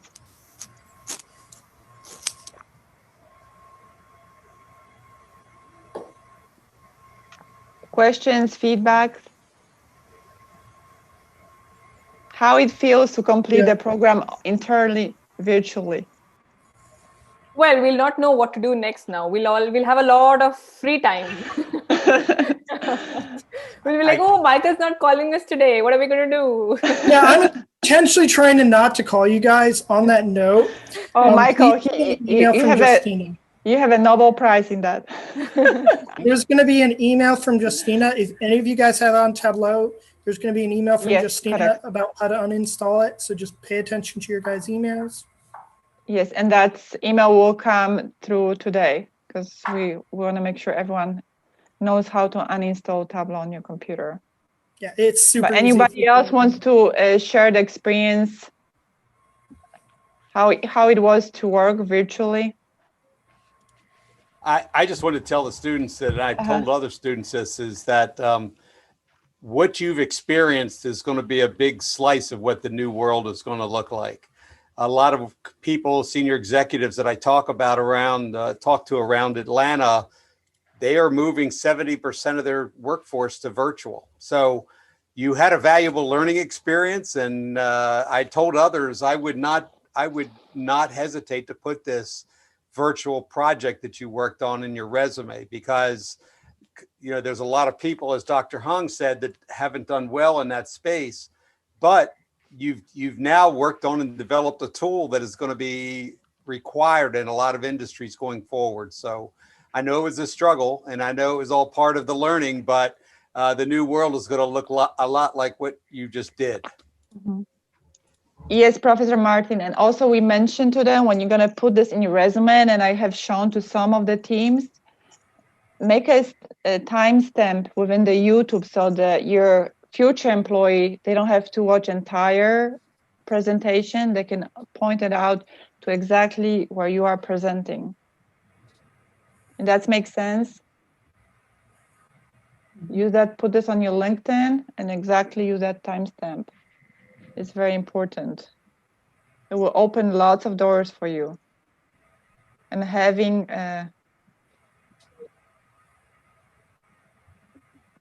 feedback from your colleagues, from executive team, from your sponsors, live, that's precious. And once again, that will really open lots of doors for you.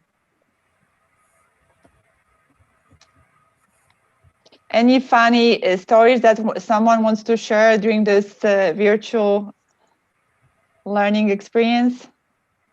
Are you sure anything they say will not affect their final grade? Yeah,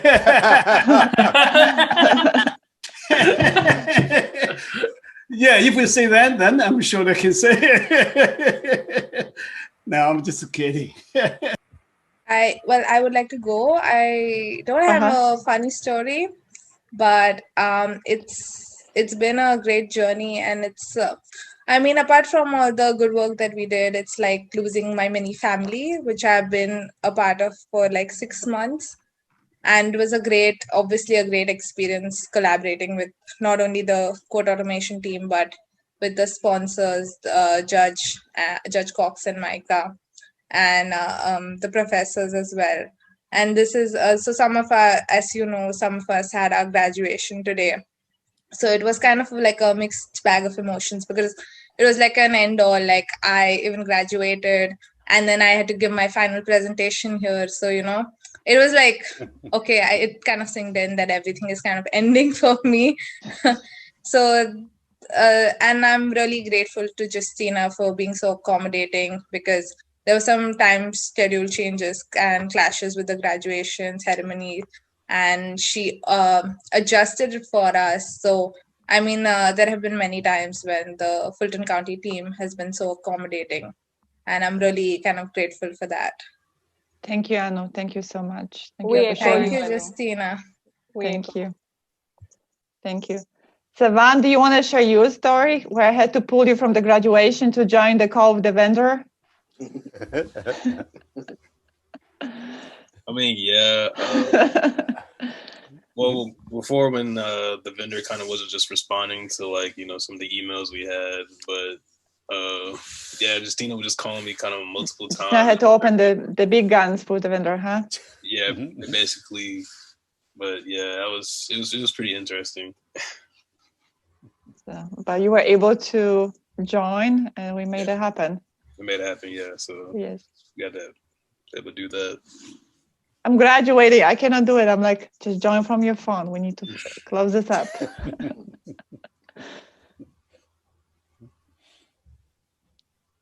So thank you, Sadna. Thank you so much. Thank you. Anybody else would like to share something? Justyna, talking about doing this whole project virtually, it feels like it never really happened, but in the blink of an eye, we learned a lot. Yes, that's so true. And I'm sorry we couldn't meet in person. We didn't have lunches. Usually that's what happens, breakfasts, but we were not able to accommodate this, maybe. We were thinking maybe we're going to organize when this COVID is going to go away, a happy hour for all the students. Does that include professors? If that invitation to the lake comes, then yes. Oh, okay. We'll have to do it at the lake. That's right. Absolutely. Absolutely. Just waiting for the better weather. Yeah, I hear you. So last call, if anybody wants to share anything, we need to add anything, I've got something, my team, please help me out here. Nobody wants to say goodbye, Justyna. Well, but we need, at this point, we'd like to say thank you, and thank you to my team. I wouldn't be able to do this without them. As the program is growing, my team is growing, and we're learning to work with each other and support this program. And I thank you so much to all the sponsors. And Mr. Terrence, you're rock stars. You had so many teams, so many students. You did an awesome job. Michael, thank you so much. You have led so many teams as well. And I told Michael, 7 o'clock, that's the last. And then Michael, 11 o'clock, I met with the students. Michael, 7, no. Then I hear 10 o'clock, 10 p.m. Michael, no weekends. Saturday, Sunday. Muted, Michael. You're muted. I was just going to say, yeah, we're done, guys. Just watch the video about how to uninstall. That should be good enough. And take care. And yeah, it's been real. Late nights sometimes, especially because some students would be like, oh, I have class all day, but then I can only work at 9. I'm like, great. And Justyna on the other hand, no, 7 o'clock. So Mefti and Jimmy, once again, Linda's just sent an email. I don't know, I'm not sure if you guys have seen it. She apologized. That's a client from Dreamside, and they're really sorry they were not able to join this call. So once again, thank you so much, everyone. Great job. I appreciate you. And Dr. Hong and Professor Martin, I see you next semester, correct? Absolutely. Would you like to stay on the call for 5 minutes and maybe we can Yes. Well, discuss next semester?